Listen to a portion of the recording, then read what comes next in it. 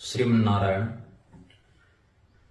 हमने जनवरी में शांकर पीठों में आ रही विकृति पर एक वक्तव्य निर्गत किया था। बहुत लंबा वक्तव्य था, 2-2.5 घंटे का था।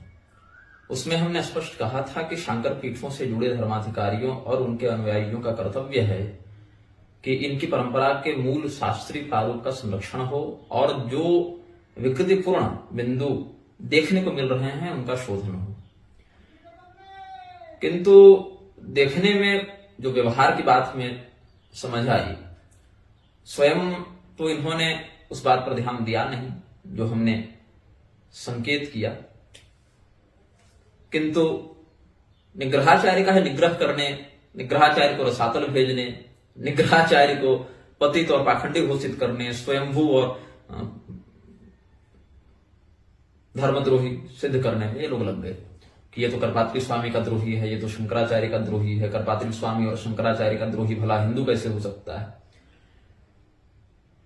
अब कहने को तो इस वक्तव्य में मेरे पास बहुत कुछ है, तो हम आप सबों से अनुरोध करेंगे कि आप बर्फ की थैली, बरमौल, बीपी की गोलियां, नींबू पानी, पुदीन हरा अपने पास रख लें, क्योंकि हो सकता है कि इस वक्तव्य को सुनने के बाद आपका हाजमा आपके नियंत्रण में ना रहे। तो चलिए शुरू करते हैं। सर्वप्रथम हम बात करेंगे कि हमारे साथ इन 6 महीनों में क्या हुआ। 5 महीनों में, 6 महीनों में। जनवरी में जब हमने वक्तव्य निर्गत किया था प्रथम सप्ताह में ही, तो चारों पीठों पर जो जो बिंदु हमें आपत्तिजनक लगे हमने कहा, तो लोगों ने हमें निंदकाचार्य की उपाधि दे दी कि तुम निंदा करते रहते हो सबकी। ये वही लोग हैं जो जीवन में कभी किसी का विरोध करने का साहस नहीं कर सके। थाने से एक फोन भी आ जाए तो इन लोगों की हड्डी कांपने लग जाती है। पड़ोसी का कुत्ता अगर थोड़ी ज्यादा आवाज में भौंक दे तो इन्हें कपड़े बदलने की नौबत आ जाती है। किंतु निग्रहाचार्य को निंदकाचार्य कहने में इनके हाथ पैर नहीं कांपे। तो हमने आज तक किसी भी व्यक्ति का विरोध या समर्थन नहीं किया है। लोग हमसे पूछते हैं कि आपका इस व्यक्ति के विषय में क्या विचार है, इस व्यक्ति के विषय में क्या विचार है, किंतु हम किसी व्यक्ति विशेष के बारे में कुछ नहीं कहते। हम पूछते हैं कि उसके किसी कृत्य के बारे में कहो, किसी वक्तव्य के बारे में कहो, तो हम कोई बात कह सकते हैं कि अमुक वक्तव्य या अमुक कृत्य हमारी दृष्टि में शास्त्रीय है अथवा अशास्त्रीय है। किंतु अगर पूरे व्यक्ति के विषय में कहो तो ये संभव नहीं है, क्योंकि ऐसे देखें तो 10 अच्छाई रावण में भी दिख जाएगी और 10 बुराई धर्मराज युधिष्ठिर में भी लोग देख लेंगे कि जुआ खेलने बैठ गए, पत्नी को दांव पर लगा दिया।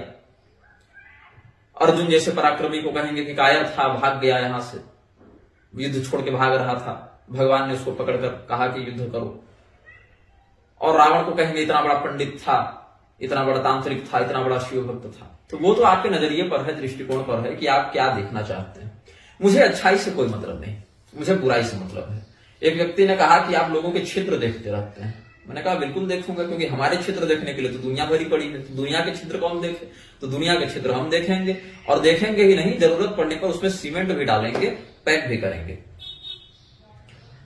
तो हम लोगों की निंदा नहीं करते, हम लोगों के कृत्य को देखते हैं। यदि शास्त्र सम्मत है तो बढ़िया, वेल एंड गुड, नहीं है तो शास्त्र की दृष्टि से क्या होना चाहिए ये हम बताते हैं। अब इसमें कोई भी व्यक्ति हो सकता है, चाहे वो अभी धरती में विद्यमान हो, या धरती छोड़कर जा चुका हो, या किसी जगत गुरु के पद पर बैठा हो, या किसी स्वयंभू संस्था का प्रवर्तक हो, या किसी मान्य संप्रदाय का आचार्य हो। कोई भी हो सकता है, मैं स्वयं भी हो सकता हूं। कई बार मंच पर बैठकर भी हमारे मुख से असावधानीवश या अज्ञानतावश कुछ ऐसा निकल जाता है जो अशास्त्रीय हो। लेकिन अगर किसी ने मुझे कहा कि तुम इसमें सुधार कर लो, तुम इसमें शास्त्रीय बात को रखने में असमर्थ रहे, तो हम देखते हैं कि क्या उसकी बात सही है, और यदि सही है तो उसका हम शोधन स्वीकार कर लेते हैं। लेकिन अगर प्रत्येक व्यक्ति को निरंकुश छोड़ दिया जाए तो ऐसे भीषण विप्लव का एक जनक बनेगा जिसके परिणामों को संभालना संभव नहीं होगा सनातन धर्मावलंबियों के लिए। आपने ये जो वक्तव्य भी देखा पूरी पीठ के शंकराचार्य स्वामी श्री निश्चलानंद सरस्वती जी का,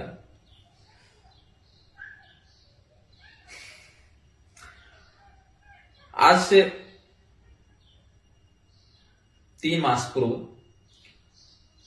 इनकी एक धर्म सभा थी छत्तीसगढ़ में।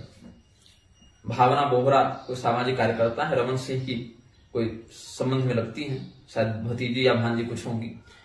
उन्होंने कार्यक्रम आयोजित किया था। बढ़िया वीआईपी चकाचक व्यवस्था थी, हेलीकॉप्टर उड़ रहे थे, हुई हुई वाले पायलट वाहन चल रहे थे, हजारों की संख्या में लोग थे।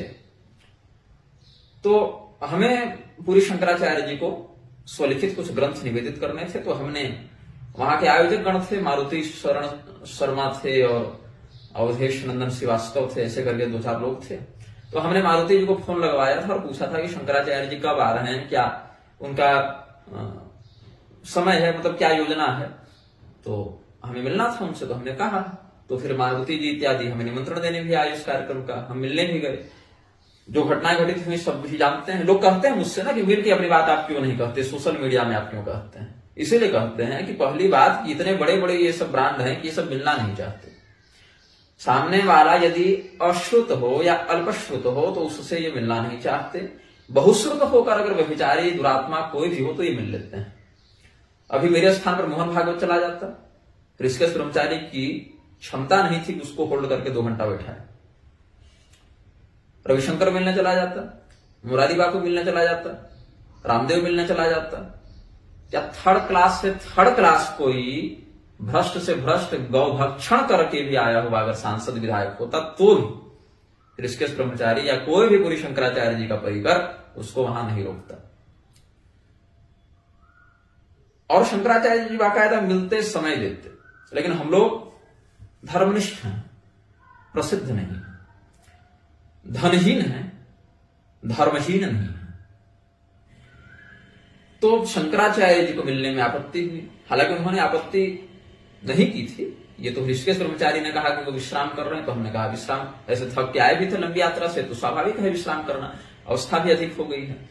तो विश्राम जब कर चुके, विश्राम करके उठ चुके, जब भी अपने कमरे से बाहर आ रहे थे तो ऋषिकेश ब्रह्मचारी ने कहा कि शंकराचार्य से मिला देते हैं, चलिए। उस समय निर्विकल्पानंद खड़े थे, लॉन में टहल रहे थे। उन्होंने दूर से कहा, किसको ले जा रहे हो, किसको ले जा रहे हो, वही रोको, वही रोको। तो हमें तो लगा कि शंकराचार्य जी इन्हीं के कब्जे में है, कि शंकराचार्य जी किससे कब मिलेंगे और नहीं मिलेंगे निर्विकल्पानंद तय करेगा। तो निर्विकल्पानंद ने प्रतिबंध लगा दिया हमारे जाने पर। तो हम रुक गए वहीं पर। रुक क्या गए, बल्कि 2-4 कदम पीछे आ गए, जहां तक बढ़ चुके थे उससे पीछे। फिर शंकराचार्य जी आए, हम लोगों ने प्रणाम किया, अपने ग्रंथ निवेदित किए और पूरा का पूरा उपहार और जो उनके लिए भेंट सामग्री थी वो निवेदित कर भी नहीं पाए थे कि वो कमरे में जाने लगे और स्वयं ही ऋषिकेश ब्रह्मचारी ने दरवाजा बंद कर दिया। शंकराचार्य जी ने बंद नहीं किया, उन्होंने स्वयं ब्रह्मचारी जी ने बंद कर दिया और कहा बाकी सामान हमें दे दीजिए और बस यहीं से चले जाइए। तो व्यक्ति मिलकर क्या बात करे, जबकि 5 बजे मिलने का समय तो मुझे दिया गया था, मैं अपने समय पर पहुंचा था। तो व्यक्ति क्या मिलकर बात करे। अब कहो कि चिट्ठी लिखकर बात करो, तो पत्र व्यवहार जब हमने किया तो सूचना मिली कि लोगों ने कह दिया कि जो भी उस पत्र को रिसीव करेगा वो पत्र फाड़ कर फेंक दे, शंकराचार्य जी तक पहुंचने न दिया जाए। तो व्यक्ति पत्र व्यवहार क्या करेगा। और सोशल मीडिया में कहता हूं तो लोग कहेंगे निंदा करता है। तो निंदा निंदनीय की होती है, आप निंदनीय काम करना बंद कर दे तो निंदा नहीं होगी। आप हमारे द्वारा किए जा रहे निग्रह को यदि आप निंदा समझते हैं, डॉक्टर के द्वारा किए जा रहे ऑपरेशन को हत्या समझते हैं, तो ये तो आपका ज्ञान है ना, इसमें हम क्या करें। अब समस्या क्या हो गई सनातन धर्म में कि प्रत्येक धर्मगुरु स्वयं को सर्वोच्च के रूप में स्थापित करना चाहता है और उसका अनुयायी कहता है कि हमारा गुरु जो है सो सबसे बड़ा ज्ञानी, सबसे बड़ा तपस्वी, सबसे बड़ा एकदम ब्रह्मनिष्ठ है। पूरी के शंकराचार्य जी सर्वोच्च हैं, सार्वभौम हैं। तो स्वामी मुक्तेश्वरानंद सरस्वती परमाराध्य हैं, परम धर्माधीश हैं। अब परमाराध्य और परम धर्माधीश की यह स्थिति है कि इनको केदारनाथ में घुसने नहीं दिया जा रहा है, कि आपका प्रोटोकॉल नहीं है। और परमाराध्य परम धर्माधीश का कहना है कि हम बिना प्रोटोकॉल के जाएंगे नहीं। तो वहीं पर कंगना रणावत जाती है। अब कंगना रणावत पर मैं कुछ कहूंगा तो लोग कहेंगे कि तुम गाली देते हो, जिसको कपड़ा पहनने का होश नहीं, जिसको नंगेपना और वस्त्र आभरण में होश नहीं, वो जब देवालय में जाती है तो चूंकि प्रो बीजेपी रह चुकी है या प्रो बीजेपी बयान देती रहती है, तो उसके लिए सारा कुछ एकदम रेड कालीन बिछा। बल्कि कहो तो केदारनाथ बाबा को मंदिर से बाहर निकलवा के उससे मिलवा दें ये प्रबंधन समिति वाले।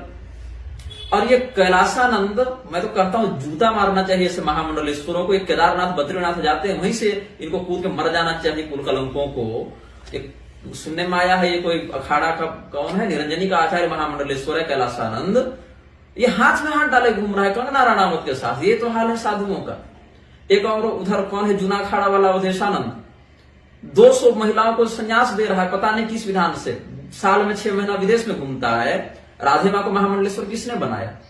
राधे माँ धर्म के विषय में क्या जानती है, क्या अधिकृत है धर्म के व्याख्यान में, क्या तपस्या उसने की, क्या उसका चरित्र शोधन है, कुछ पता नहीं। सीधे महामंडलेश्वर ये अवधेशानंद ने बनाया। ये जितने गोल्डन बाबा और स्वामी ओमपुरी और भारतीय क्या क्या करके नहीं घूमते रहते हैं सब फर्जी बिग बॉसिया बाबा, ये सबको ये क्या नाम है अवधेशानंद सपोर्ट करते रहता है।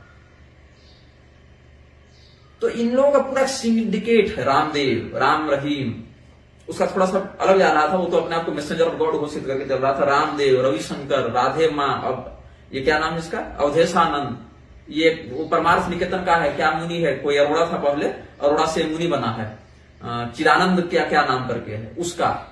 इस सब का एक सिंडिकेट है। मुरारी बिल्कुल धर्म को हाईजेक कर लो, धर्म की परंपरा की। कोई कन्यादान के विरोध में बोल रहा है, तो कोई श्मशान में विवाह करा रहा है, तो कोई बहुविवाह और पुनर्विवाह और विधवा विवाह का समर्थन कर रहा है। और वहां न कर सको तो सन्यासी नहीं बना दो। तुम लोग आश्रम खोले हो कि कोठा खोले हो? इतना ही चुल्ल मची थी तो जाके विवाह कर लेते, ढंग से गृहस्थी में रहते बढ़िया। लेकिन नहीं, वहां परिश्रम करना पड़ेगा। यहां बिना परिश्रम का पैसा मिल रहा है इनको।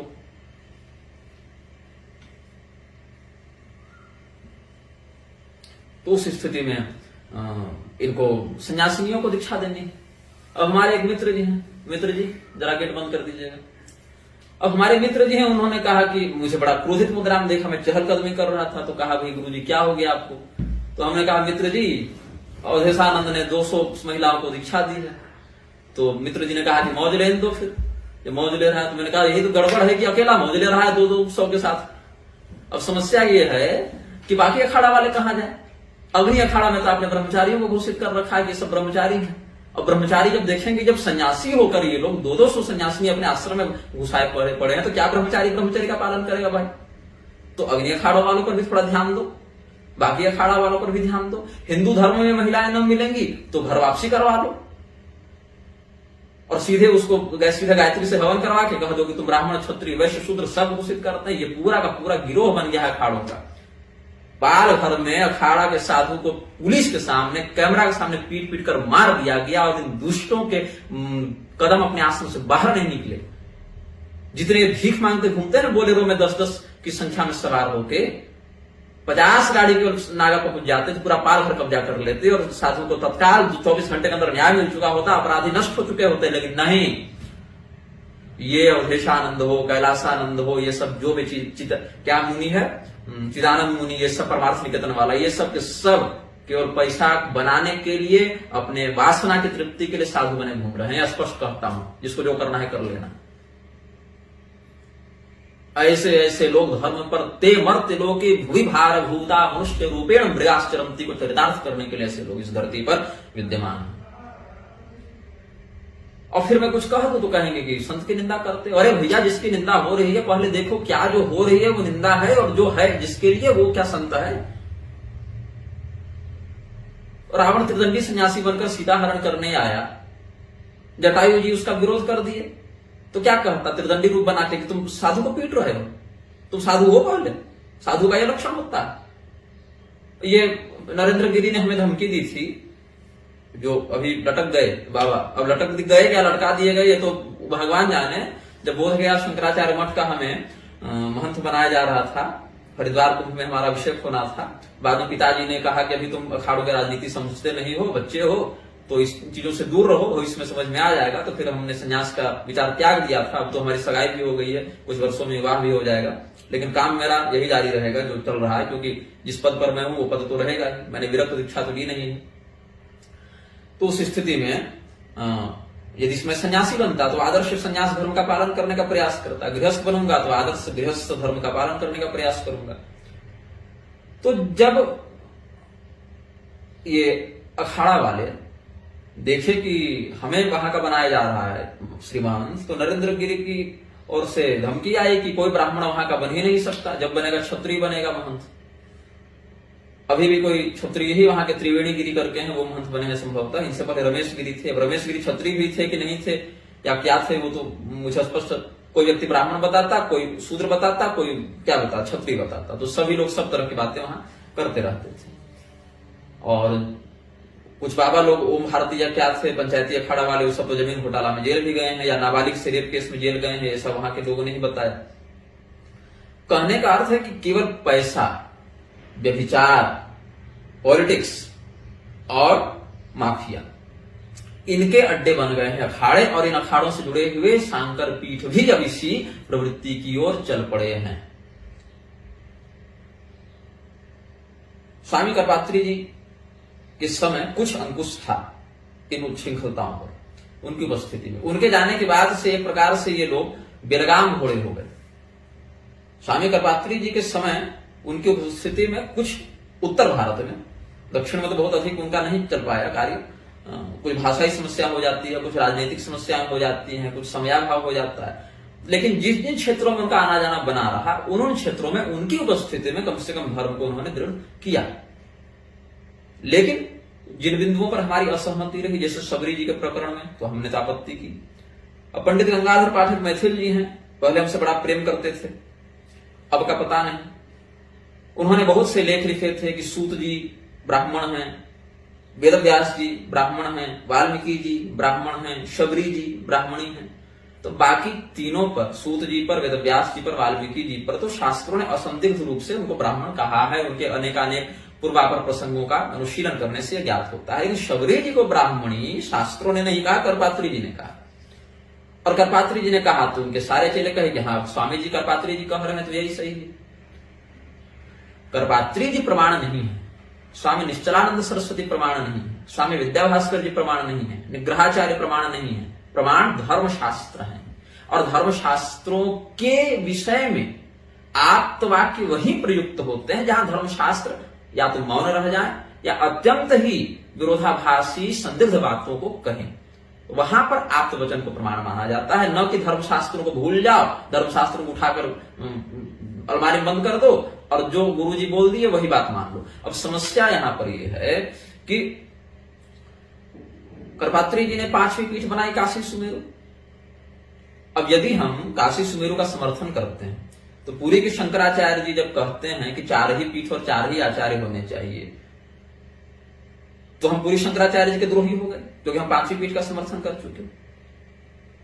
और अगर हम ये कहते हैं कि 4 ही पीठ 4 ही आचार्य होते हैं, इसीलिए पूरी शंकराचार्य जी जो कह रहे हैं, हमारे सर्वोच्च सार्वभौम जगत गुरु जी जो कह रहे हैं, हरिहर के तेज से जिनकी नियुक्ति हुई है, अगर 4 पीठ और 4 आचार्य की बात वो कह रहे हैं तो उनकी बात सही है, तो हमें करपात्री द्रोही सिद्ध कर दिया जाएगा। आपस में सामंजस्य इनका बैठ नहीं रहा और लोग हमें द्रोही घोषित कर रहे हैं। पहले तो मैं कहता हूं कि यदि करपात्री स्वामी ने 4 पीठ के अतिरिक्त 5वीं काशी सुमेरु बनाई और उन्होंने गलत नहीं किया, उन्होंने सही किया, उस स्थिति में पूरी शंकराचार्य को करपात्र द्रोही कब घोषित कर रहे हो तुम लोग? कब कह रहे हो कि आप हिंदुओं में एकता तोड़ रहे हैं? कब कह रहे हो कि आप संत की निंदा कर रहे हैं? क्योंकि करपात्री स्वामी ने 5वीं पीठ बनाई, तो आप किस अधिकार से 4वीं पीठ 4 आचार्य की बात करते हैं? क्या आप करपात्री स्वामी से ज्यादा जानते हैं? क्या आप उनसे ज्यादा बड़े तपस्वी हैं? क्या आप उनकी अपेक्षा ज्यादा ब्रह्मनिष्ठ हैं? ऐसा कहना चाहिए था ना।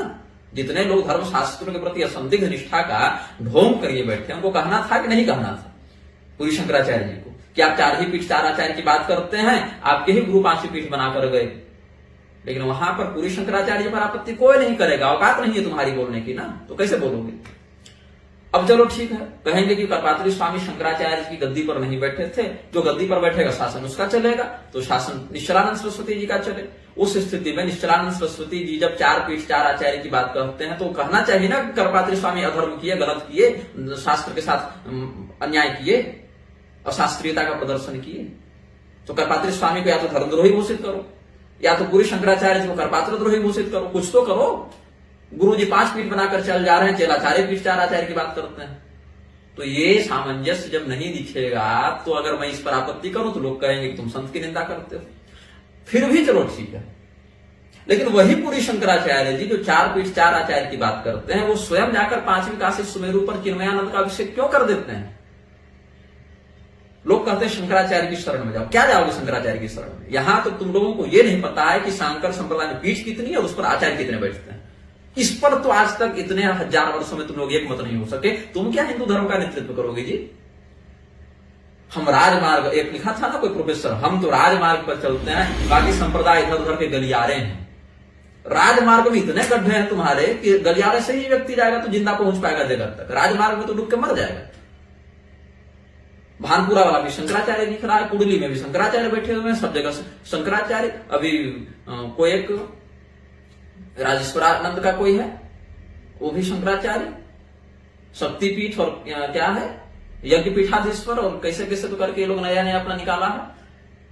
कितने पीठ हैं तुम्हारे संप्रदाय में और कितने पीठ पर कितनों की नियुक्ति होनी चाहिए, इस पर तो एक मत है नहीं हो तुम लोग। निग्रहाचार्य का निग्रह करोगे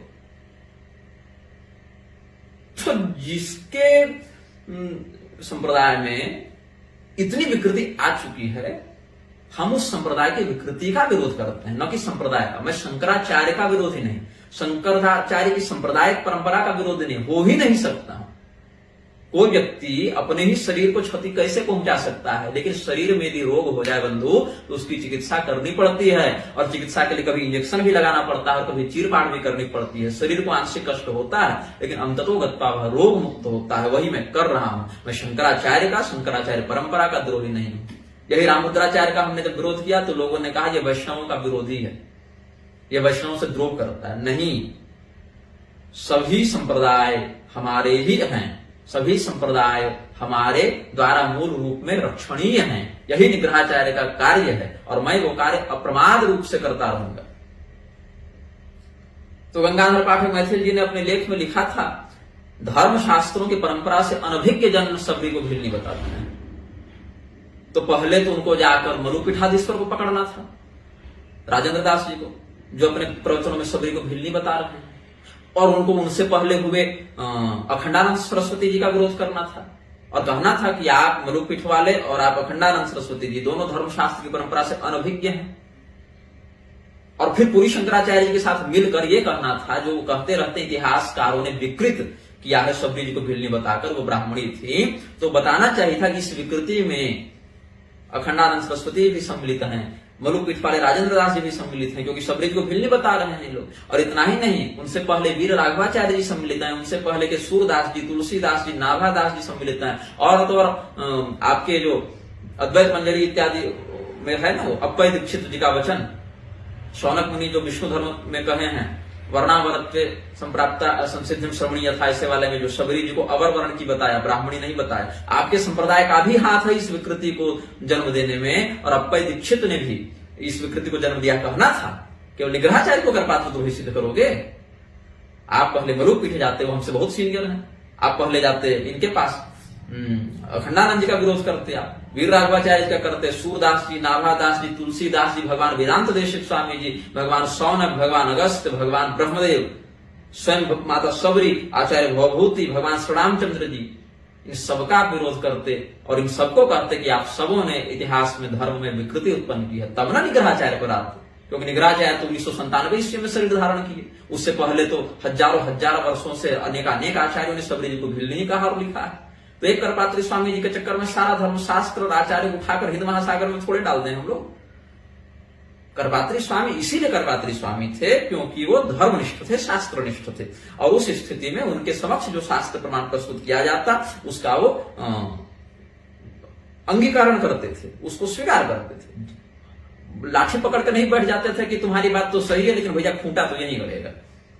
पंचायत में कहा ना कि भैया तुम्हारी जमीन नहीं है, मानता हूं हमारी जमीन नहीं है लेकिन खूंटा यही गड़ेगा। ऐसे नहीं थे ना करपात्री स्वामी। तो चेलों की केतली जो है चाय से अधिक गर्म होती है। करपात्री स्वामी के चेला के लिए करपात्री स्वामी ने जो कह दिया वही अंतिम सत्य है। दयानंद सरस्वती के चेलों के लिए दयानंद ने जो कह दिया वही अंतिम सत्य है।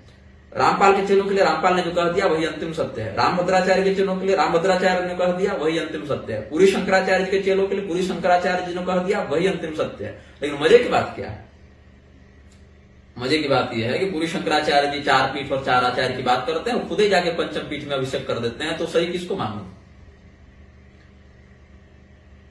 अब इन पर आते हैं। परमाराध्य परम धर्माधीश, पहले तो देवता आराध्य होते थे, मनुष्य भी आराध्य होने लगे।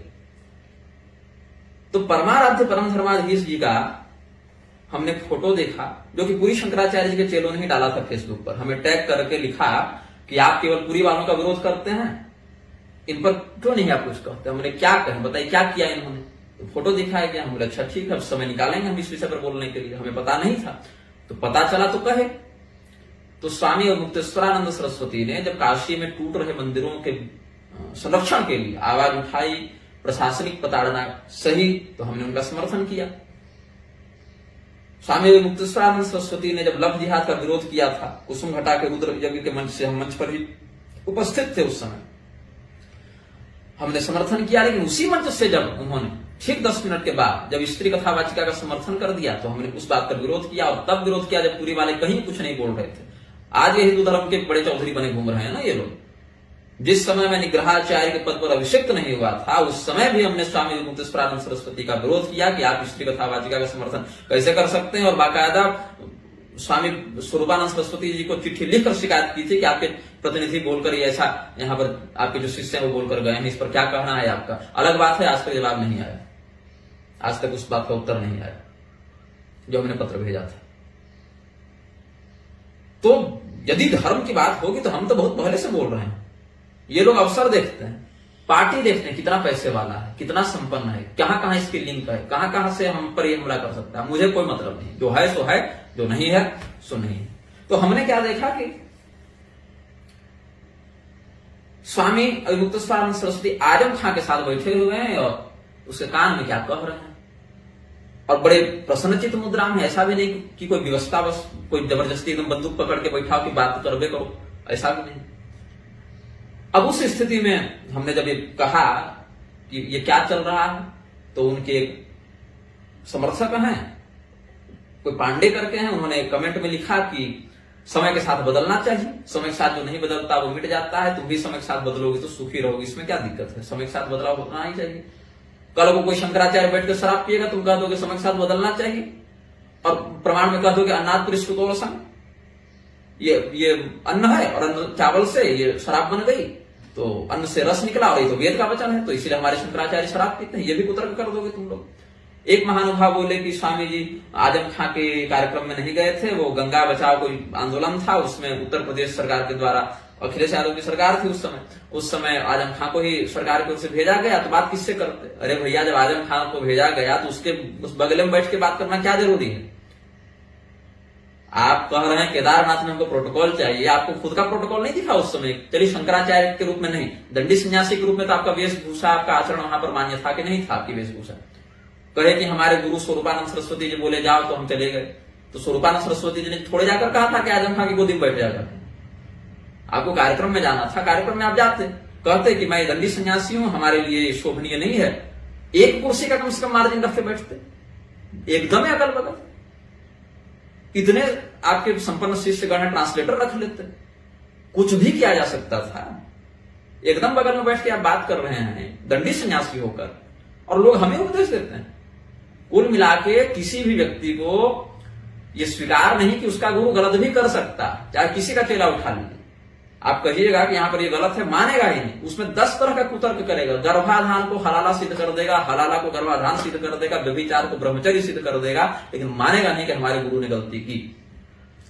बाद में स्वामी मुक्तेश्वरानंद सरस्वती का एक वक्तव्य आया, हमने देखा, आधे 1 मिनट का था, जिसमें कह रहे थे कि ट्रेन में बैठने पर थोड़ी किसी का नियंत्रण है कि ट्रेन में आप कहां कौन सी सीट मिल जाएगी, आपको तो बैठना पड़ता है, लेकिन हमारा उससे कोई संबंध नहीं, हमारा सनातन धर्म से संबंध है। महाराज जी, ट्रेन की बात को मंच पर नहीं लागू किया जा सकता, क्योंकि ट्रेन में आपको नहीं पता होता है कौन सी सीट किसको मिल जाएगी। फिर भी हम लोग जैसे बैठते हैं गाड़ी में, ऑटो में या कहीं भी, तो कम से कम देख लेते हैं कि सामने वाला हिंदू है कि नहीं है, कौन, क्या पता थूक के खिला रहा है कि पेशाब करके खिला रहा है, क्या सब्जी बेच रहा है। ऐसे बाजार इत्यादि का तो कहीं खाते पीते नहीं शादी पार्टी में हम लोग, वैसा होटलबाजी में, लेकिन फिर भी कम से कम इतना तो बस सामान्य बोध रखते। यद्यपि यात्रा में दोष नहीं लगता, स्पर्शा स्पर्श का उतना कठोर नियम यात्रा के लिए नहीं है जहां पर आपका नियंत्रण नहीं। लेकिन मंच पर आप कहां बैठ रहे हैं, कार्यक्रम में कौन आ रहा है, इतना तो आपको संज्ञान रहना था। आपके कार्यक्रम में 10 नकली शंकराचार्य आकर चले जाते हैं, बाद में पता कहते हैं कि हमको पता नहीं था रहे। आप आजम खां के बगल में बैठ के आ जाते हैं, आप कहते हैं पता नहीं था। पता कुछ रहता ही नहीं है जब, तो परमाराध्य परम धर्माधीश कैसे? अतीक अहमद। अच्छा, फिर कह रहे हैं कि शंकराचार्य तो शरीर के बंधन से परे होते हैं। कौन सा शरीर मुसलमान का है? अरे आदि गुरु शंकराचार्य ने तो चांडाल को भी प्रणाम किया था, बिल्कुल किया था। लेकिन आदि गुरु शंकराचार्य जिस स्थिति में थे, क्या उसी स्थिति में ये हैं? आदि गुरु शंकराचार्य ने तो कभी अतीक अहमद की हत्या पर चिंता व्यक्त नहीं की थी कि न्यायपालिका का क्या होगा, न्यायपालिका के ऊपर से लोगों का भरोसा उठ जाएगा। जिस समय बंगाल में हिंदू मर रहे थे और बंगाल के हिंदू गए थे कोर्ट में शिकायत दर्ज कराने के लिए, चमगादड़ जो काले कोट पहन के बैठे थे अपने नाम के आगे न्यायमूर्ति लगा के, इन्होंने लिख कर दे दिया हमारे परिवार को खतरा, इसलिए हम तुम्हारी सुनवाई नहीं करेंगे। उस समय न्यायपालिका से लोगों का भरोसा नहीं उठा। जब रोहिंग्या के लिए बिजली मिली कि नहीं, पानी मिला कि नहीं, कि गर्भाधान में निरोध मिला कि नहीं, हलाला करने के समय उसको ये होश नहीं रखना पड़ता है। हाँ, उसको सैनिटरी नैपकिन और ये मिला कि नहीं डायपर, इसके लिए इनके छाती में दूध उतर जाता है इन चमगादड़ों के। और कश्मीर पंडितों के ऊपर अत्याचार के समय सुनवाई के लिए इनके पास समय नहीं रहता, और याकूब के लिए आधी रात को अदालत खुल जाती है, उस समय नहीं था। न्यायपालिका से लोगों का भरोसा उठता हुआ इनको नहीं दिखाई पड़ रही थी। जब अतीक अहमद के समय ही न्यायाधीशों ने लिख कर दे दिया कि हम इसकी सुनवाई नहीं करेंगे, तब भरोसा नहीं उठ रहा था, तब आप नहीं वक्तव्य दे सकते थे। एक गुंडा दूसरे गुंडा के द्वारा मार दिया गया, ऐसे भी मरता।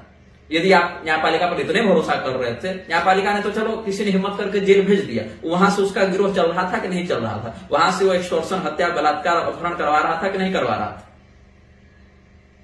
उस समय तक तो कुछ नहीं आपके माध्यम से बयान आया।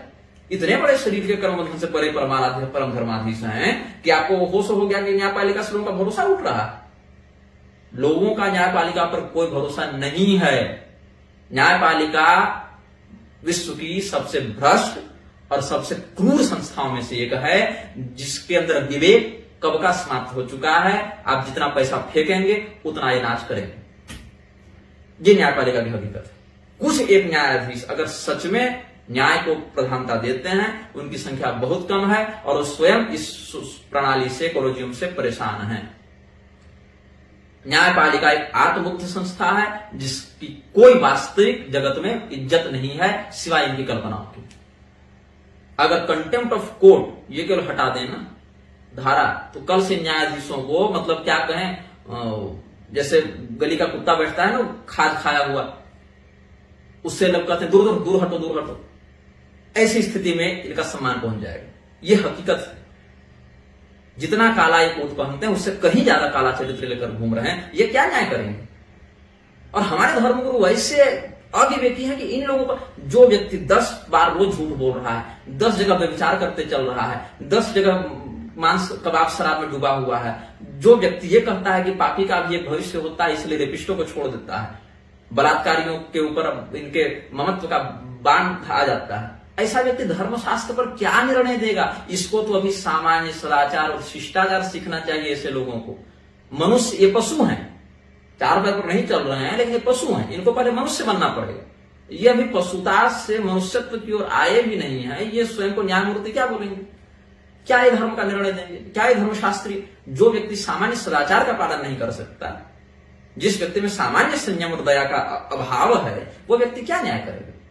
जो न्यायाधीश संयमी हैं, सदाचारी हैं, सत्यनिष्ठ हैं, उनको मैं नहीं कहता, लेकिन दुर्भाग्य से उनकी संख्या बहुत कम है। ये लाशों के व्यापारी हैं। इन पर आप कहने का अतीक अहमद के मरने से भरोसा उठ जाएगा। देखिए महाराज, जिस नगर में 1000 वेश्याएं रहती हैं, वहां किसी एक वेश्या के नवीन एडमिशन पर जब कौमार्य भंग होता है, तो उससे पातिव्रत खतरे में नहीं आता, उससे पतिव्रताओं पर कोई आंच नहीं आती। इसीलिए जहां 1000 गुंडे पल रहे हैं, वहां एक गुंडे ने दूसरे गुंडे को मार दिया, तो न्यायपालिका से उनका भरोसा नहीं उठेगा। इस कारण से तो नहीं उठेगा, इस कारण से तो नहीं उठेगा। अतीक अहमद के लिए बयान जारी करने के लिए आपके पास समय है। आपकी स्वयं की जाति पर 1 वर्ष से इतना भयंकर विवाद हो रहा है, उस पर आप क्यों कुछ नहीं बोल पा रहे आज तक। आपको सामने आकर कहना था कि मैं शूद्र नहीं हूं, या हैं तो बोलिए मैं शूद्र हूं। पूरी दुनिया में लोगों के बेटे की छठी और मुंहजूठी में जाने के लिए आपके पास समय है। हाँ, मैंने ये भी देखा, मुझे सूचना मिली। लेकिन मैं ब्राह्मण हूं कि नहीं हूं, इतना अपने मुंह से बोलने का आपके पास साहस नहीं है। तब कहते हैं कि लोग हमसे पूछेंगे तो बोलेंगे पूरा देश पूछ रहा है आपसे।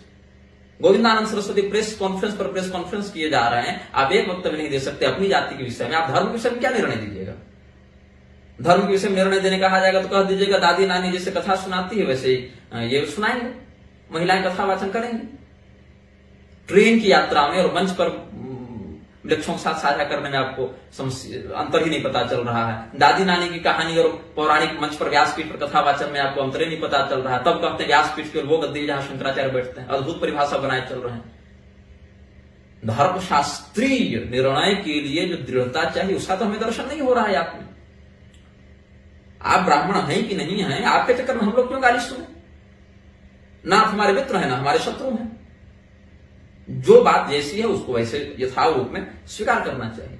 फिर जब कहा कि मंच पर बैठने में अख्तियार नहीं है किसी का, तो आप जाइए ही मत ऐसे कार्यक्रमों में जहां आपको पता ही नहीं है कि कौन आ रहा है कौन नहीं आ रहा। और जब आ भी गया तो कम से कम आपके पैरों में कड़ी बड़ी बांध दी गई थी। क्या आप उठकर बगल की कुर्सी में जा सकते थे कि नहीं जा सकते थे? कोई और नेता मंत्री को बगल में बैठा देते, कम से कम हिंदू तो होता। और यहां तक भी नहीं हुआ तो एक और कोई उलेमा है, किसी जमीयत का सदर है, उसके साथ भी आपका चित्र हमने देख लिया। तो ये सब क्या शंकराचार्य के पद पर बैठने का दावा करने वाले परमाराध्य परम धर्माधीश को शोभा देता है? लोग हमें सबका द्रोही घोषित करते चल रहे हैं। लोग कहते हैं तुम हिंदुओं को तोड़ रहे हो। नहीं भाई, मैं हिंदुओं को एकजुट कर रहा हूं। अभी 5 साल 10 साल के बाद देखना हिंदू ऐसे खतरनाक एकजुट होंगे। करपात्री स्वामी के चेले, रामभद्राचार्य के चेले, दयानंद सरस्वती के चेले, कृपालु बाबा के चेले, सदगुरु जो जग्गी वासुदेव उसके चेले, ब्रह्मा कुमारी वाले, इस्कॉन वाले, शंकराचार्यों के चेले, रामानुजाचार्यों के चेले, रामानंदाचार्यों के चेले, ये सब जितने के जितने हैं सभी एकजुट होंगे निग्रहाचार्य के विरुद्ध। तो हम तो हिंदुओं के एकजुट कर रहे हैं, बस मेरा स्टाइल थोड़ा दूसरा है, मेरी शैली दूसरी है। हिंदू एकजुट होगा, इस सभी धर्मगुरु एकजुट होंगे, लेकिन हमारे विरुद्ध। इनके बाजार में पलीता लगा दिया है हमने ना। तो अब क्या हुआ, एक हमने पोस्टर देखा जो पूरी शंकराचार्य जी के ही किसी लाडले प्यारे शिष्य ने जारी किया था। उसमें कह रहे हैं, ऊपर शंकराचार्य जी का चित्र था, नीचे ऋषिकेश ब्रह्मचारी का चित्र था। उसमें कह रहे हैं कि प्रत्येक हिंदू अघोषित रूप से आदित्य वाहिनी का सदस्य है। और आदित्य वाहिनी का केवल सदस्य है, वो मालिक नहीं बन सकता है ना। वो मालिक नहीं बन सकता, संस्थापक संयोजक संचालक कुछ नहीं बन सकता, सदस्य बन सकता है। और संयोजक कौन बनेगा? तो ऋषिकेश ब्रह्मचारी संयोजक रहेंगे, भारत नेपाल और भूटान के ऐसे कुछ हैं। तो प्रत्येक हिंदू अचानक से ऋषिकेश ब्रह्मचारी का गुलाम बन गया। और कैसे बन गया? ऋषिकेश ब्रह्मचारी क्या करेंगे?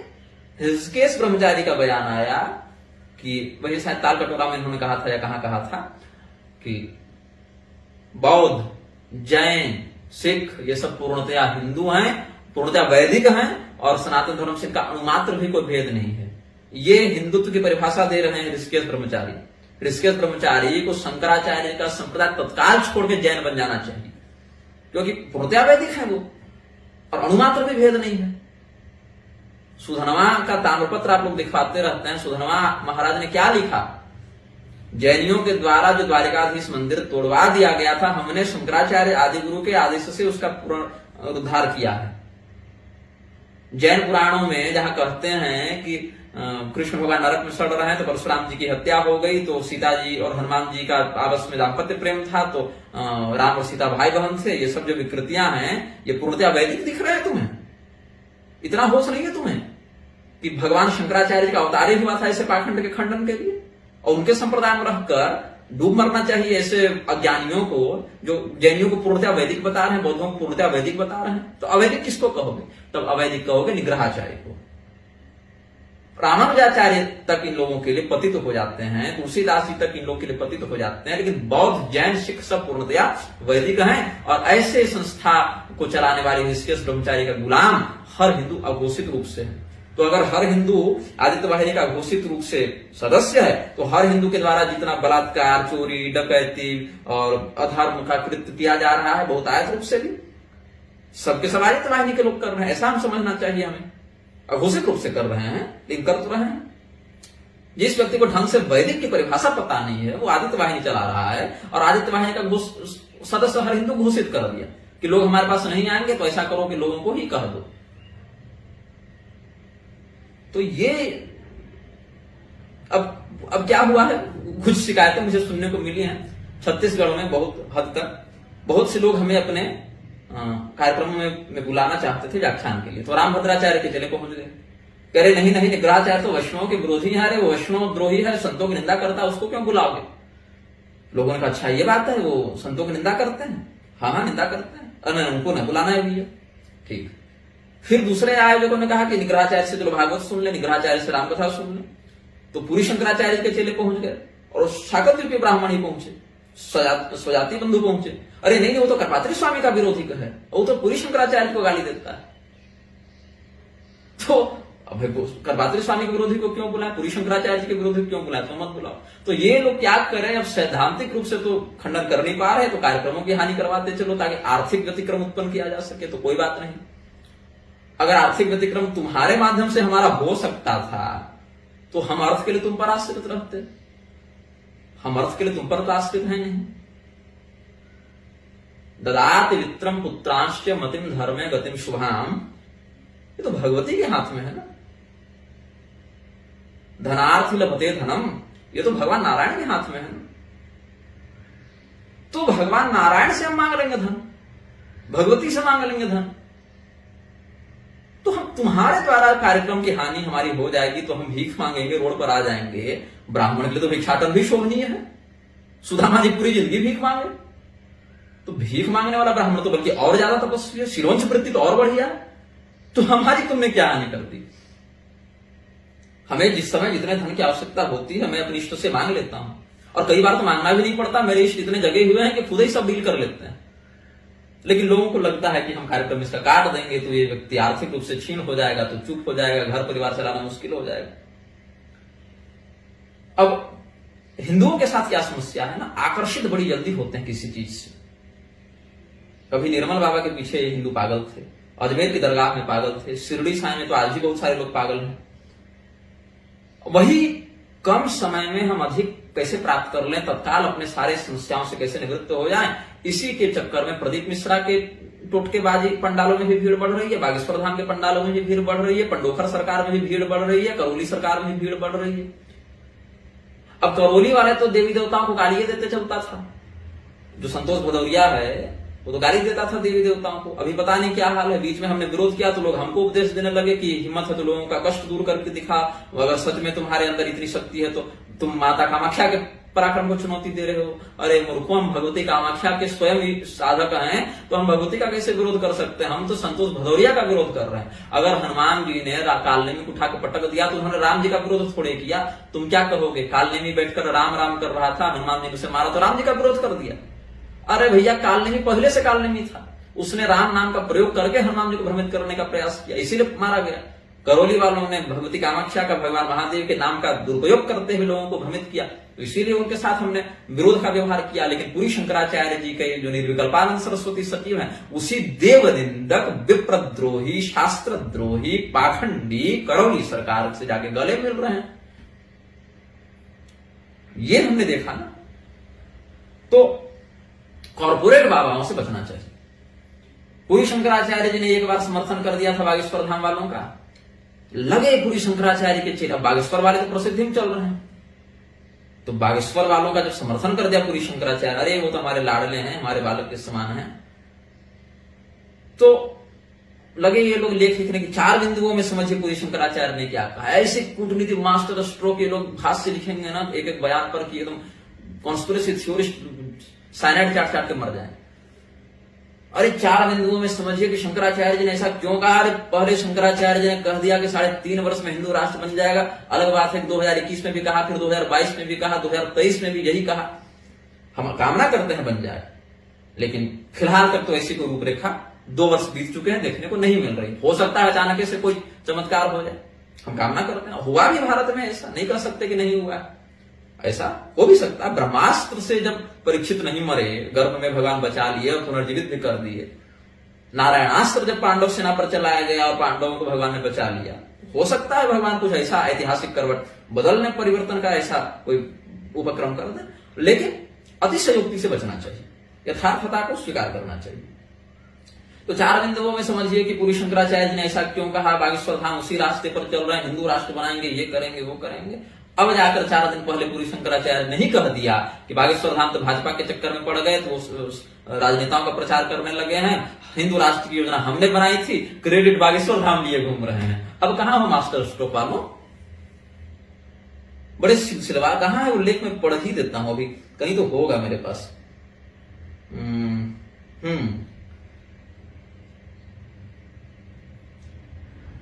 इस पोस्ट को पूरा पढ़िए, घटनाक्रमों को समझिए और अधिक से अधिक शेयर कीजिए।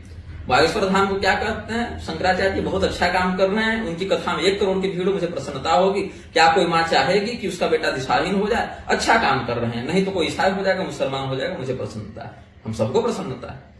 लेकिन 4 बिंदुओं में क्या चेलों ने डिस्कस किया है, बागेश्वर धाम जिस दिशा में कार्य कर रहे हैं वह दिशा बहुत उचित दिशा है, अर्थात धीरेन्द्र कृष्ण शास्त्री का हिंदुओं के लिए अभिष्ट मार्ग का ही प्रतिपादन कर रहे हैं, ठीक है। उनकी कथा में और अधिक संख्या की वृद्धि हो, ऐसा शुभाशीष देकर महाराज श्री ने बागेश्वर धाम के भविष्य में होने वाले और भी उत्कर्ष का संकेत कर दिया है। संकेत तो खैर वो जोरदार करते हैं।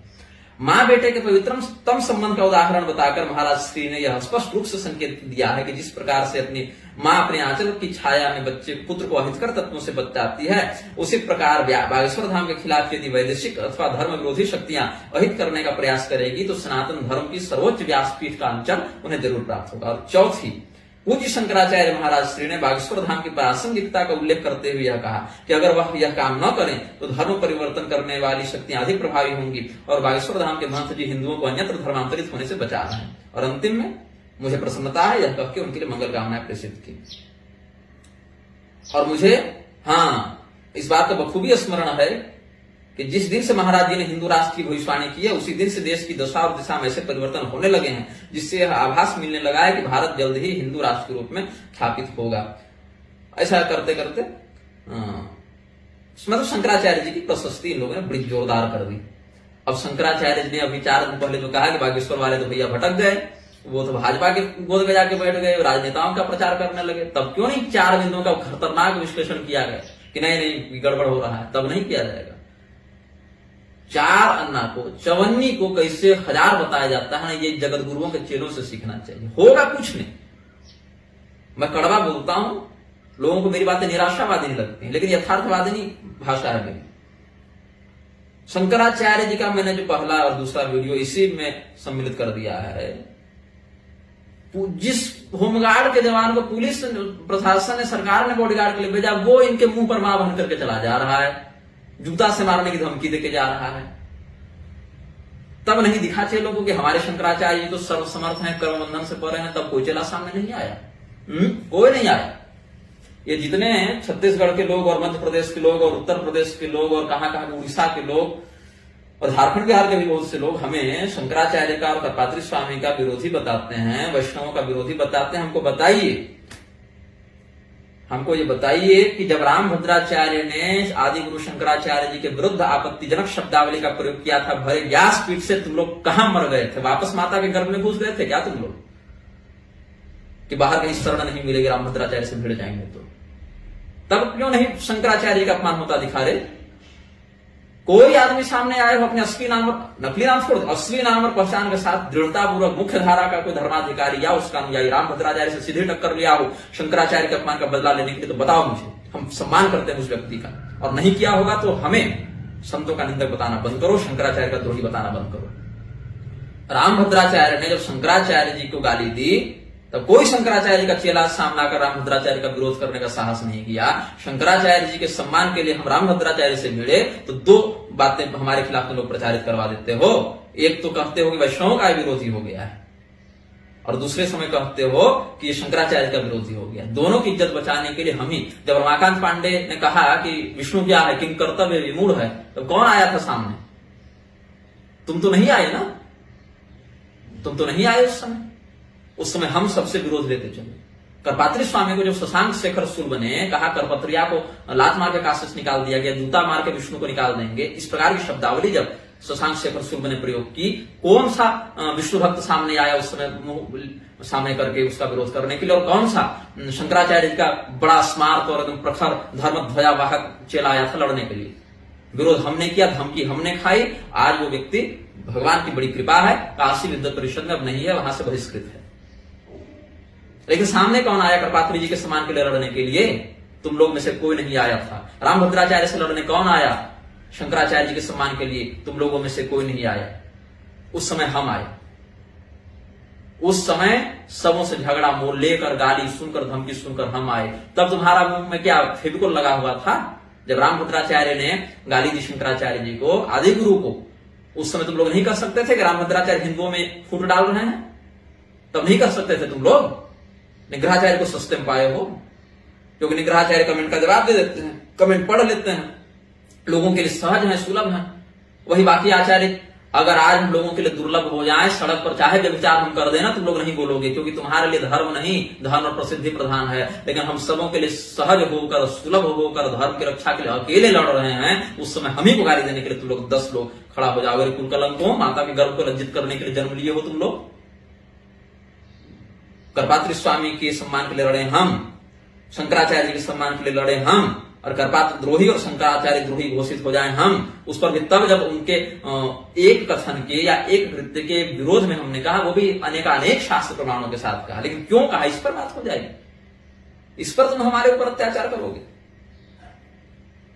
कोई जितने लोग हमारे कमेंट में लिखते हैं ना हमारे विरोध में, सामने आकर किसी की औकात नहीं है कि रामभद्राचार्य के पास जाकर खांस भी दे ढंग से। किसी की औकात नहीं। इतनी तो औकात है नहीं तुम्हारे कि पूछ सको कि करपात्री जी सही है कि पूरी शंकराचार्य सही है।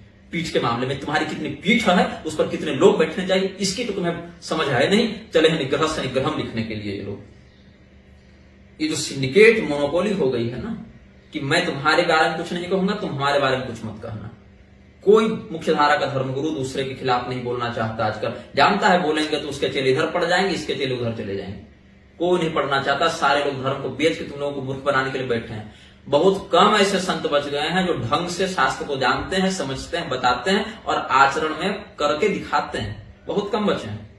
मैं दीक्षा इसलिए नहीं देता किसी को। जिस दिन बहुतायत लाखों की संख्या में हमने दीक्षा दे दी ना, हमारी भी वही दुर्गति हमारे ही चेले कर देंगे जो आज इन लोगों की इन्होंने कर रखी है।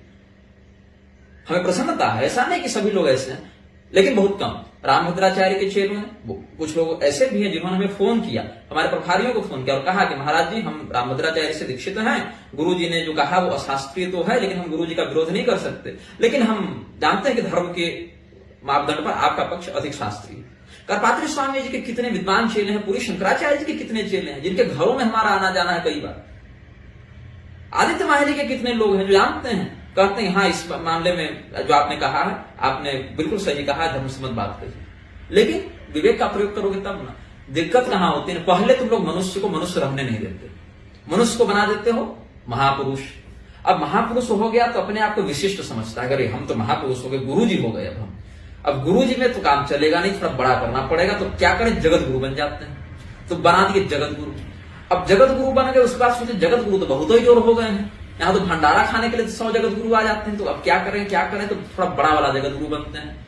तो इधर सार्वभौम सर्वोच्च हो गए, परमाराध्य परम धर्माधीश हो गए, सार्वभौम वैष्णव जगत गुरु हो गए, और ले दे के एक ही ठेकेदारी उठा लिए कि जो है हिंदू धर्म में हम ही हैं, हमारे अलावा तो दूसरा कोई है ही नहीं। पूरी शंकराचार्य जी कह रहे हैं कि एक वक्तव्य था उनका जिसमें वो कह रहे थे कि असफल तो आज तक हम हुए ही नहीं। असफल आप नहीं हुए आज तक। आपके सामने आपका दीक्षित दंडी सन्यासी महिलाओं से कीचड़ मल मल के होली खेल रहा है, ये आपकी सफलता है। आपके साथ एक प्रोफेसर ने कहा था ना मुझे कि अरे तुमसे तो ज्यादा सौभाग्यशाली वो ब्रह्मचारी है जो शंकराचार्य का सिंहासन उठाता, छत्र उठाता है। बिल्कुल होगा, लेकिन उस ब्रह्मचारी का सौभाग्य है कि वो शंकराचार्य का छत्र उठा रहा है। शंकराचार्य का दुर्भाग्य है कि जो ब्रह्मचारी उनका छत्र उठा रहा है, उस ब्रह्मचारी को ये होश नहीं दिला सके कि बौद्ध और जैन वैदिक नहीं है, ये वेद का विरोध कर जाए। संख्या बल में कमी होने के कारण इन्होंने भी मौन धारण किया है और कुछ सौम्यता को धारण किया है। नहीं तो इतिहास उठाकर देख लीजिए, हिंदू मुसलमान में जितनी लड़ाई नहीं हुई उतनी बौद्ध जैन और हिंदुओं में हुई है लड़ाई। ये लेकिन नहीं, सब पूर्णतया वैदिक, ऐसा हिंदू राष्ट्र बनाएंगे। अभी कल रात को एक बहुत ही सम्माननीय आचार्य जी हैं, उन्होंने हमें मैसेज किया कि जरा टीवी 9 भारतवर्ष में देखिए तो क्या चल रहा है। क्या चल रहा है, मेरे पास तो टीवी वगैरह है नहीं, तो यूट्यूब लिंक भेजे। अभिमुक्तेश्वरानंद सरस्वती और बागेश्वर धाम वाले भिड़े पड़े हैं हिंदू राष्ट्र और राम राज्य को लेके।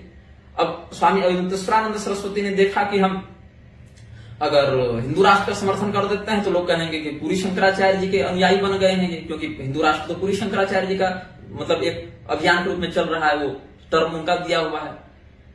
और अगर हम इनके कर जाते हैं तो फिर हम परमाराध्य परम धर्माधीश कैसे रहेंगे भैया। तो इसलिए कहा ना, हम राम राज्य लेकर चलेंगे। और पूरी वालों ने देखा कि राम राज्य जो है सो ये लेकर चलेंगे तो राम राज्य में तो दिक्कत हो जाएगी, फिर बौद्ध जैन इत्यादि क्या कहेंगे, क्योंकि राम जी ने तो स्वयं कहा यथा चौरस तथा बुद्ध यथा है, कैसे है तथागतम नास्तिक मत विधि वाला जो है, उस पर उन्होंने नास्तिक मतों का विरोध किया है। उस स्थिति में राम राज्य में तो हमारे ये सौतेले भाई बहन सम्मिलित नहीं हो पाएंगे, तो बड़ी दिक्कत हो जाएगी। तो कहना हम हिंदू राष्ट्र बनाएंगे, हिंदू राष्ट्र में ही तो राम राज्य संभव है। राम राज्य क्या मुसलमान के राज्य में होगा, क्या ईसाई के राज्य में होगा, क्या नास्तिक कम्युनिस्ट के राज्य में होगा? नहीं, राम राज्य तो हिंदू के राज्य में होगा, इसीलिए हम हिंदू राष्ट्र बनाएंगे। और मुक्तेश्वरानंद सरस्वती के दल वालों ने कहा नहीं, हिंदू राष्ट्र तो रावण का भी था, क्या उसको मुसलमान कर दोगे, क्या रावण को ईसाई कर दोगे, क्या कंस को तुम मिलेक्ष कर दोगे? अरे वो भी क्षत्रिय थे, ब्राह्मण थे, या शिव भक्त थे, भैरव भक्त थे, हिंदू तो वो भी थे, लेकिन उनके राज्य में क्या धर्म की प्रशस्ति हुई? नहीं। इसलिए हमें हिंदू राष्ट्र नहीं, राम राज्य चाहिए। लेकिन तब कोई आकर नहीं कहेगा कि दो आपस में शांकर पीठों की नहीं बन रही है, यह हिंदुओं में फूट डालना, तब नहीं। निग्रहाचार्य का विरोध करने पहले ये मां के पेट से निकलकर झांकने लगे, कहां निग्रहाचार्य का विरोध करें? निग्रह से निग्रह लिखने चले।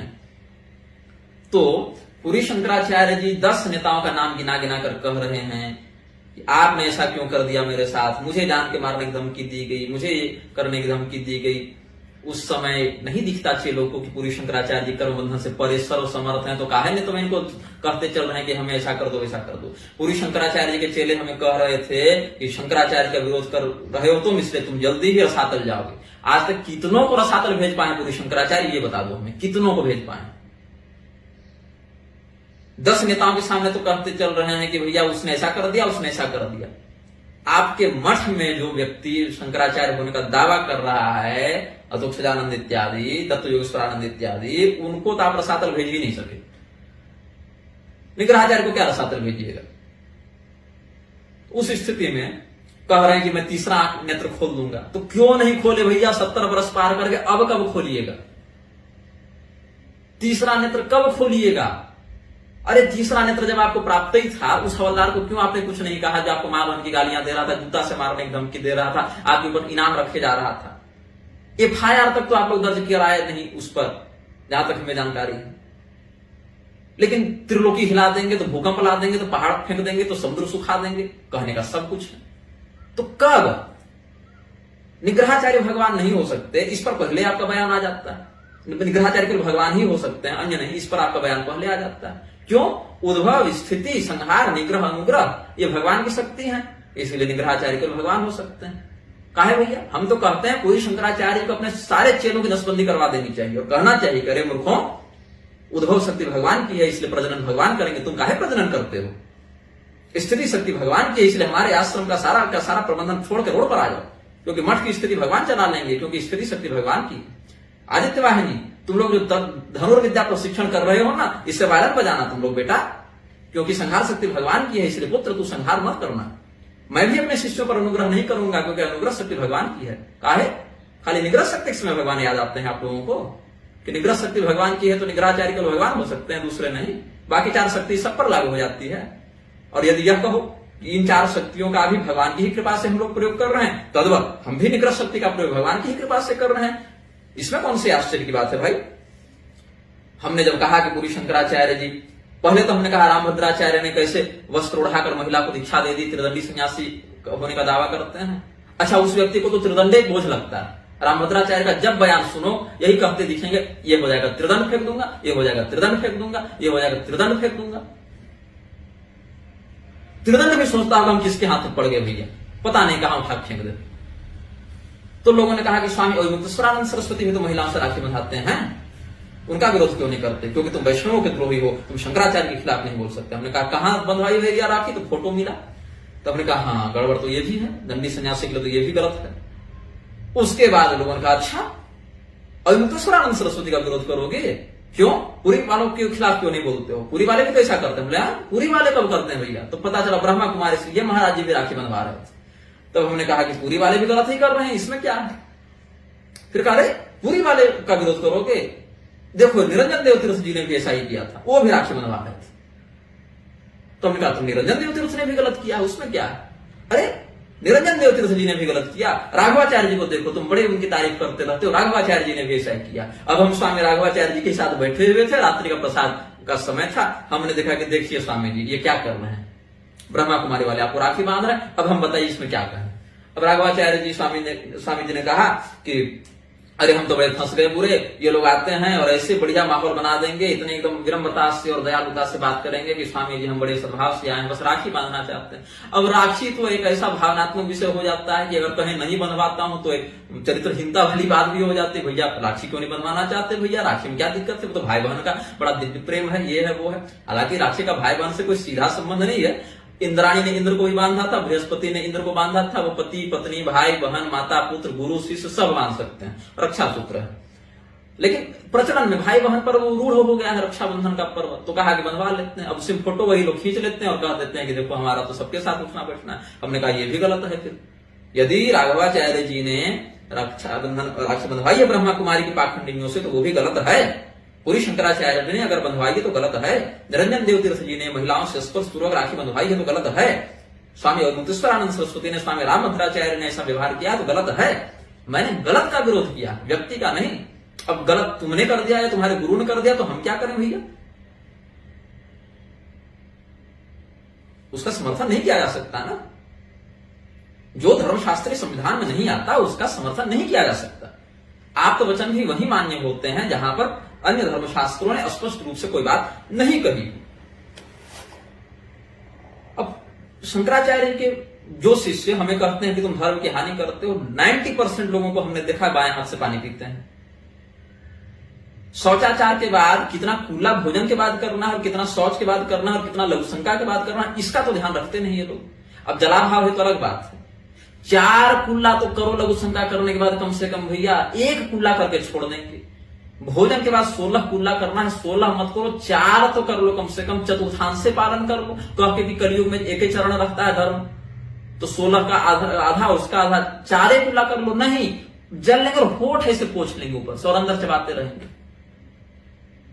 ये हाल, बाएं हाथ से पानी पिएंगे और वही हाथ पानी से हाथ धो लेंगे फिर। और जैसे लोग जब कमेंट में हमको धर्मद्रोही और शंकराचार्य द्रोही बताते हैं तो मार जूता को मारने का मन करता है लोगों को। बहुत बुरी लगेगी आप लोगों को मेरी बात, लेकिन धन्य है वो चेला और धन्य है वो गुरु जो खुद ही अशास्त्रीयता में डूबे हैं लेकिन गाली देते हैं निग्रहाचार्य को। यही कारण है कि हम चेला नहीं बनाते। पता नहीं मेरा चेला कहां बैठकर क्या कर्म कर दे, तथा शिष्य कृतंग पापम गुरु गृहनाथ निश्चितम के चक्कर में हम उसके नरक के भागी बन जाए। अभी छत्तीसगढ़ में एक सामूहिक उपनयन का कार्यक्रम हुआ, सभी लोग जान ही रहे हैं। पूरी शंकराचार्य जी का एक अनुयायी समूह बड़ा प्रखर होकर कहता है कि अरे हम लोग तो एकदम शास्त्रनिष्ठ स्मार्ट हैं और क्या है, मुख्य राजमार्ग पर घोड़े दौड़ाने वाले वीर हैं, तो सामूहिक उपनयन अशास्त्रीय है। और पूरी शंकराचार्य जी के शिष्यों का दूसरा दल जो हमें गाली देता है, अच्छा गाली दोनों देते हैं, वो जाके सामूहिक उपनयन कराता है। पूरी शंकराचार्य जी के अत्यंत लाडले प्यारे प्रयाग वाले जो रामशंकर शुक्लाचार्य जी हैं वो भी सामूहिक उपनयन कराते हैं। लेकिन तभी स्मार्ट लोग खड़ा होकर ये नहीं कर सकते कि आप ऐसा कैसे कर रहे हैं, ये गलत है, पाखंड है, अशास्त्रीय, नहीं हिम्मत होगी। तो पूरी शंकराचार्य जी का जो अनुयायी दल सामूहिक उपनयन को अशास्त्रीय बताता है और जो दल सामूहिक उपनयन का आयोजन कराता है, दोनों गाली हमको देते हैं, एक दूसरे को नहीं कि अशास्त्रीय तुम हो कि तुम हो, नहीं, दोनों हमको गाली देंगे कि तुम शंकराचार्य का विरोध करते हो। ये हास्यास्पद स्थिति इन लोगों ने उत्पन्न कर दी। तो हमने जब कहा कि भाई हम तो हमारे प्रिय पात्र हैं, उन्होंने कहा कि बहुत पहले कह चुके थे, 2017 में ही कह चुके थे कि हमारे पुत्र का यज्ञोपवीत होगा तो आप आइएगा। हमने भी कह दिया था आएंगे। ऐसे हम ऐसे कार्यक्रमों में जाते तो है नहीं, किसी के विवाह में यज्ञोपवीत में जीनी मरने पर हम नहीं जाते हैं। अगर अपने कुल की बात हो तो भी विवाह इत्यादि नहीं जाते, किसी की मृत्यु या जन्म होने पर जो शौच लगता है उसका पालन करके और शुद्धि करते हैं। लेकिन सम्मिलित वहां पर प्रत्यक्षतया नहीं होते, विवाद से बचने के लिए कि 10 बातें अशास्त्रीय देखेंगे और टोकेंगे जरूर, और टोकेंगे तो झगड़ा होगा, तो मानसिक शांति क्यों भंग करें। दूल्हा जो है सो जूता पहन के मंडप में चढ़ेगा, दूल्हे का चाचा शराब पी के डांस करेगा और मुहूर्त निकला जाएगा, हमसे चुप रहा नहीं जाएगा, फालतू का तमाशा होगा, तो भैया वहां जाओ ही मत। तो इसीलिए हम नहीं जाते। हाँ, जो शास्त्रीयता है, अगर कोई फोन पर पूछता है कि गुरुजी क्या होना चाहिए तो बता देते हैं, नहीं जानते हैं तो कह देते हैं नहीं जानते हैं, सीधी बात। तो हमने कहा था यज्ञोपवीत में जाऊंगा, अब पता चला ये सामूहिक यज्ञोपवीत करा रहे हैं। तो सामूहिक यज्ञोपवीत में हम बोले हम नहीं जाएंगे भैया, आप कराओ। फिर उन्होंने कहा कि आप नहीं आइएगा तो आपके बिना काम कैसे होगा, हम अलग से कर लेंगे। तो उनके 10-12 दिनों के बाद इन्होंने सामूहिक वाले के 10-12 दिनों के बाद वाले मुहूर्त में अपना निश्चित किया। हमारा भी एक कार्यक्रम तय था गया में, तो हमने कहा कि यदि आप समाज के साथ मतलब जब देखे धर्म और समाज में किसी एक को चुनना है तो आपने धर्म को चुना, तो हम भी ये कार्यक्रम निरस्त करते हैं। और हम हालांकि नहीं जाने से कोई बात बिगड़ी नहीं, लेकिन हम आपकी यज्ञोपवीत में आएंगे, आपके लड़के की यज्ञोपवीत में आएंगे। अब जब वहां पर हम यज्ञोपवीत संपादन करवा रहे थे, उन्हीं के कुल पुरोहित इत्यादि आए थे, हम तो बस गए थे साइड मार्गदर्शन में। तो जब सामूहिक वालों का क्या हुआ कि कुछ ऐसी स्थिति बनी कि उनका भी उसी मुहूर्त में पड़ गया अन्यत्र, और सभी समाज वाले ही थे, तो आपत्ति हो गई कि वो अकेला अलग कर रहा है, ये लोग सामूहिक कर रहे हैं। तो एक व्यक्ति ने कहा कि जब निग्रहाचार्य ने सामूहिक का विरोध किया तो हम भी अब अलग ही करेंगे, वो भी समाज से नाम कटवा लिए। अब ये लोग भड़क गए, मेरे पास इतने फोन और मैसेज आए वहीं के शाकद्वीपी बंधुओं के, कुछ के फोन आए, कुछ के मैसेज आए, किसमें क्या है वैसा क्या है। तो हमने कहा देखो भाई, सामूहिक जनेऊ का हम समर्थन नहीं कर सकते। शास्त्रीयता देखो, उत्तम बात तो यह है कि जिस बटुक की जो शाखा हो, पतित सावित्री होने से पूर्व उस बटुक का उसी की शाखा वाले गुरु पुरोहित आदि अपतित आचार्य यज्ञोपवीत कराएं, ये उत्तम बात है।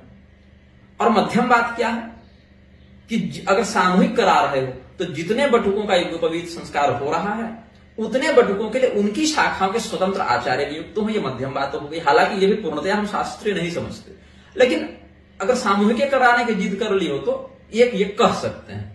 हालांकि ये भी पूर्णतया शास्त्रीय नहीं है, लेकिन अलग अलग स्वतंत्र बटुकों के स्वतंत्र आचार्य। पूर्णतया शास्त्रीय क्यों नहीं है? क्योंकि हर एक बटुक के लिए निश्चित, सबके लिए सब मुहूर्त अच्छा नहीं होता, उसकी राशि के कारण, उसके लग्न के कारण, उसके कुंडली में ग्रहों की स्थिति के कारण हर नक्षत्र और हर मुहूर्त हर जातक के लिए शुभ नहीं होता, इसीलिए कहा। लेकिन स्वतंत्र आचार्य यदि सबके हो तो चलो ठीक है, मध्यम। और अधम क्या है कि बिना शाखा सूत्र आदि का विचार किए लगे भेड़ जैसा सबको हाँकने, तो ये हम अपनी दृष्टि में ही समझते हैं। अब लोगों ने कहा कि स्वामी विद्याभास्कर जी भी तो सामूहिक यज्ञोपवीत कराते हैं, उनके खिलाफ क्यों नहीं बोलते? हमने कहा कब कराया? तो पूरी शंकराचार्य जी के चेले उठा के वीडियो और फोटो चेप दिए। हमने कहा अगर इन्होंने करा है तो ये इस मामले में भी आपत्तिजनक इनका कृत्य है। सामूहिक यज्ञोपवीत का हम समर्थन चाहे स्वामी विद्याभास्कर जी करें, चाहे स्वामी राघवाचार्य जी करें, चाहे आचार्य रामशंकर शुक्ल जी करें, चाहे पूरी के शंकराचार्य जी करें, चाहे कोई करे, चाहे श्री विद्या मठ वाले करें, हमको क्या मतलब है कि कर कौन रहा है? वो गलत है तो गलत है।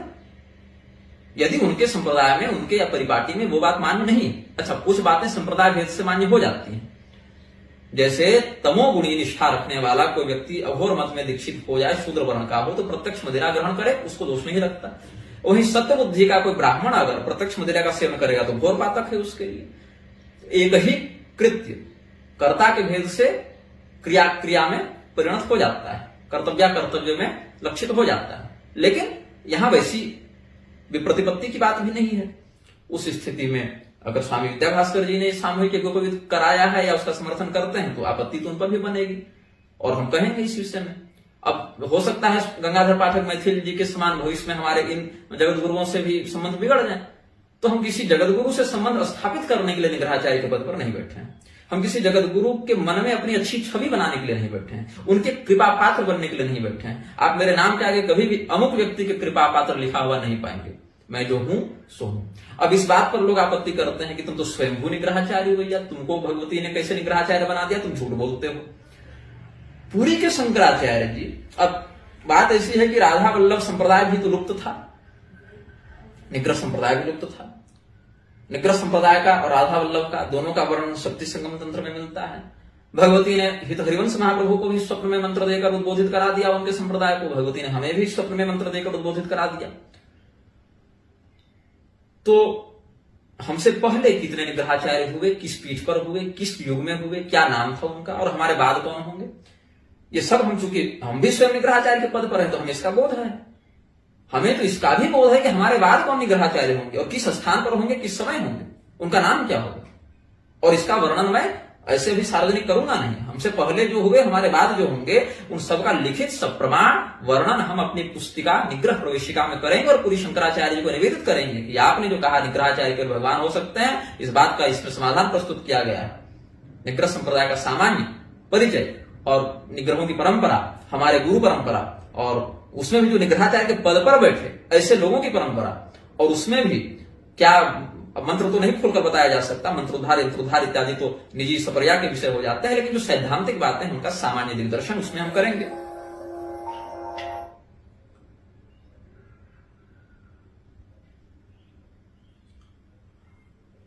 अब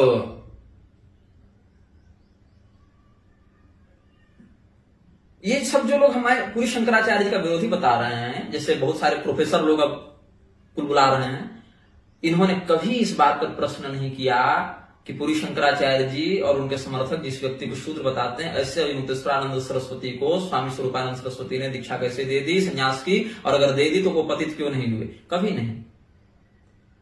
और स्वामी मुक्तेश्वरानंद सरस्वती का ज्योतिष पीठ के शंकराचार्य ने अभिषेक कर दिया, इस बात पर ज्योतिष पीठ के शंकराचार्य, श्रृंगेरी के शंकराचार्य जी को कोई गाली नहीं देगा, और मुक्तेश्वरानंद सरस्वती का नाम लेकर लिखने की औकात नहीं लोगों की।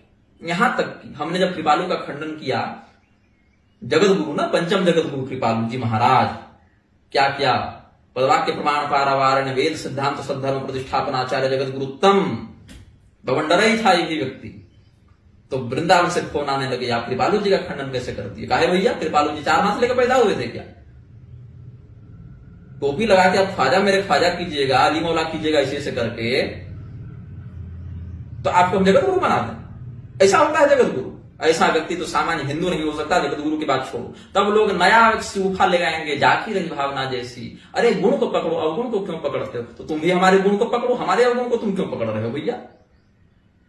पर उपदेश कुशल बहुत तेरे में हमको सिखाने चले हो। कृपालु जी के खिलाफ तो बोलने की हिम्मत नहीं। सामने वाला व्यक्ति, कृपालु जी नाम का ये व्यक्ति, कृपालु बाबा, सबके सामने इस्लामी टोपी पहनकर अल्लाह अकबर का कीर्तन करवा दिया, तुम्हारे मुंह से डकार तक नहीं निकली, और तुम निग्रहाचार्य का विरोध करने चले हो, सिर्फ इसलिए कि उन्होंने प्रेम मंदिर और कीर्ति मंदिर बनवा दिए, हॉस्पिटल और विद्यालय बनवा दिए। तो ईसाई जाके बन जाओ भैया, उनके तो 10-10 हजार विद्यालय चल रहे होंगे पूरे भारत में, तो जाकर ईसाई बन जाओ तुम लोग। वहां तो निष्ठा कहां गई तुम्हारी, पैसे पर बिकने वाले हो तुम लोग हिंदुओं। सबको जनरलाइज नहीं कर रहा मैं, लेकिन जो लोग ऐसा करते हैं उनको कह रहा हूं। अब एक बड़े प्रसिद्ध पत्रकार हैं सुमन भट्टाचार्य, पहले सुना हमने कि वामपंथी थे, बाद में पूरी शंकराचार्य जी के अनुयायी बने, बाद में फिर कबीरपंथी भी बन गए, अब पता नहीं क्या क्या है। तो सुमन भट्टाचार्य जी ने एक बार ट्वीट किया था, फेसबुक पर लिखा था कि बहुत कम लोग इस बात को जानते हैं कि प्रधानमंत्री मोदी ने राष्ट्रपति भवन में शपथ लेने से पहले पूरी शंकराचार्य जी के प्रतिनिधि से शपथ ली थी। बहुत गुप्त बात है। और क्या किया, पूरी शंकराचार्य जी के प्रतिनिधि शपथ लेके पूरी शंकराचार्य जी गिड़गिड़ाते चल रहे, मोदी जी ध्यान दीजिए, योगी जी ध्यान दीजिए, शिवराज सिंह चौहान ध्यान दीजिए, आप लोग नकली शंकराचार्यों को प्रश्रय दे रहे हैं, आप लोग ये कर रहे हैं, वो कर रहे हैं। कहते हैं पूरी शंकराचार्य जी की कृपा से मोदी प्रधानमंत्री बने। संबित पात्रा भी तो गया था आपके पास आशीर्वाद लेने, वो क्यों नहीं सांसद बन पाया। शंकराचार्य जी के पास धर्मनिष्ठा, वेदांत दिग्दर्शन, ब्रह्म तत्व का उद्बोधन कराने की क्षमता होती है सैद्धांतिक रूप से। लेकिन आप कहिएगा हम शासन तंत्र को रसातल भेज देंगे, हम किसी को राजा बना देंगे, किसी को रंक बना देंगे, तो अभी तक क्या कर रहे थे आप। तब कहेंगे पोप जी के साथ ऐसा नहीं होता, दलाई लामा के साथ ऐसा नहीं होता, हमारे साथ ऐसा क्यों होता। अरे भैया, पोप और दलाई लामा उन्हीं के एजेंट हैं, वो अधर्म के पक्ष के हैं। आप कल ईसाई या बौद्ध बन जाइए, आपके साथ भी अच्छा चकाचक व्यवहार होगा। आप सनातनी आचार्य हैं, इसीलिए आपके साथ दुर्व्यवहार होता है। जैसे हमारे साथ आपके चेले करते हैं, वैसे आपके साथ अन्य के चेले करते हैं। तो हमें लोग कहने लगे कि ये तो स्वयंभू है, ये तो काल्पनिक पाखंडी है, निग्रहाचारी। अब ये बताओ, पूरी शंकराचार्य जी ने अपने मुंह से कहा कि हमको रातों रात चुपके चुपके बुला के शंकराचार्य बना दिया गया, किसी ने जाना नहीं, किसी ने देखा नहीं, सब हो गया। लेकिन हमने तो आपको शंकराचार्य माना ना, कि नहीं माना। अपने मुंह से आपने कहा कि हम जब पूरी पीठ गए तो उस समय जो शंकराचार्य थे, जब पदयात्रा करते नैमिषारण्य से गए, उस समय जो शंकराचार्य थे उन्होंने हमारी उपेक्षा कर दी, तो हम रोने लग गए, हमारा तिरस्कार हो गया। अभी जब हमारे साथ आपके चेलों ने वही दुर्व्यवहार किया दशरंगपुर की आपके धर्मसभा में, तो उपहास उड़ाने में क्या कहा आपके चेलों ने कि निग्रहाचार्य तो पाखंडी है, तू तो जोकर है, हमारे शंकराचार्य जी ने सब जान लिया तुम्हारा पाखंड, इसलिए तुमसे मिलने से मना कर दिया। पूरी पीठ के जो समय जो शंकराचार्य थे उन्होंने आपके अंदर कौन सा पाखंड देख लिया था भैया कि आपका तिरस्कार कर दिया उन्होंने?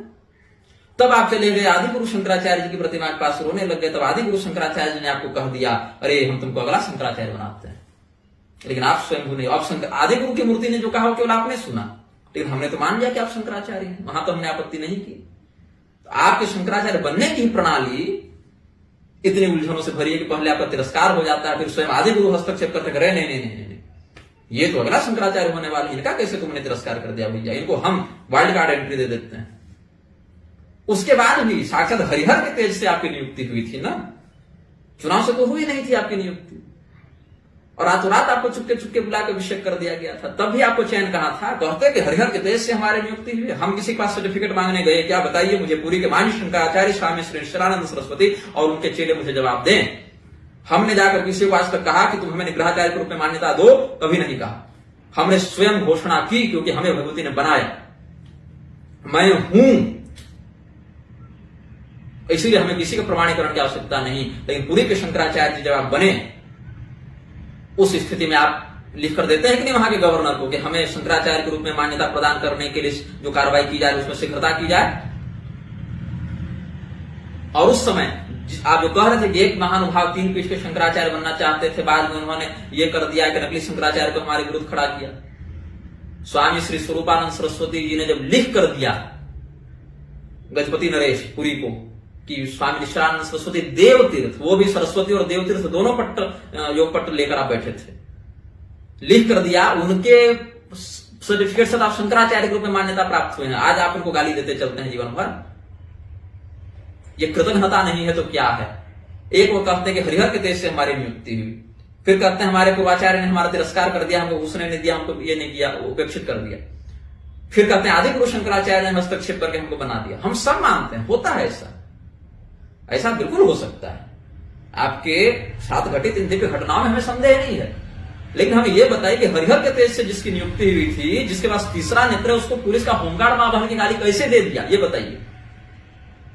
हमें भी गालियां पड़ती हैं, हमें भी लोग धमकी देते हैं, हमारा भी तिरस्कार करते हैं, लेकिन हमने कभी स्वयं को सर्वोच्च सार्वभौम तीसरा नेत्र से युक्त और कर्मबंधन से परे एकमात्र हिंदू धर्म का नायक ऐसा कभी नहीं कहा।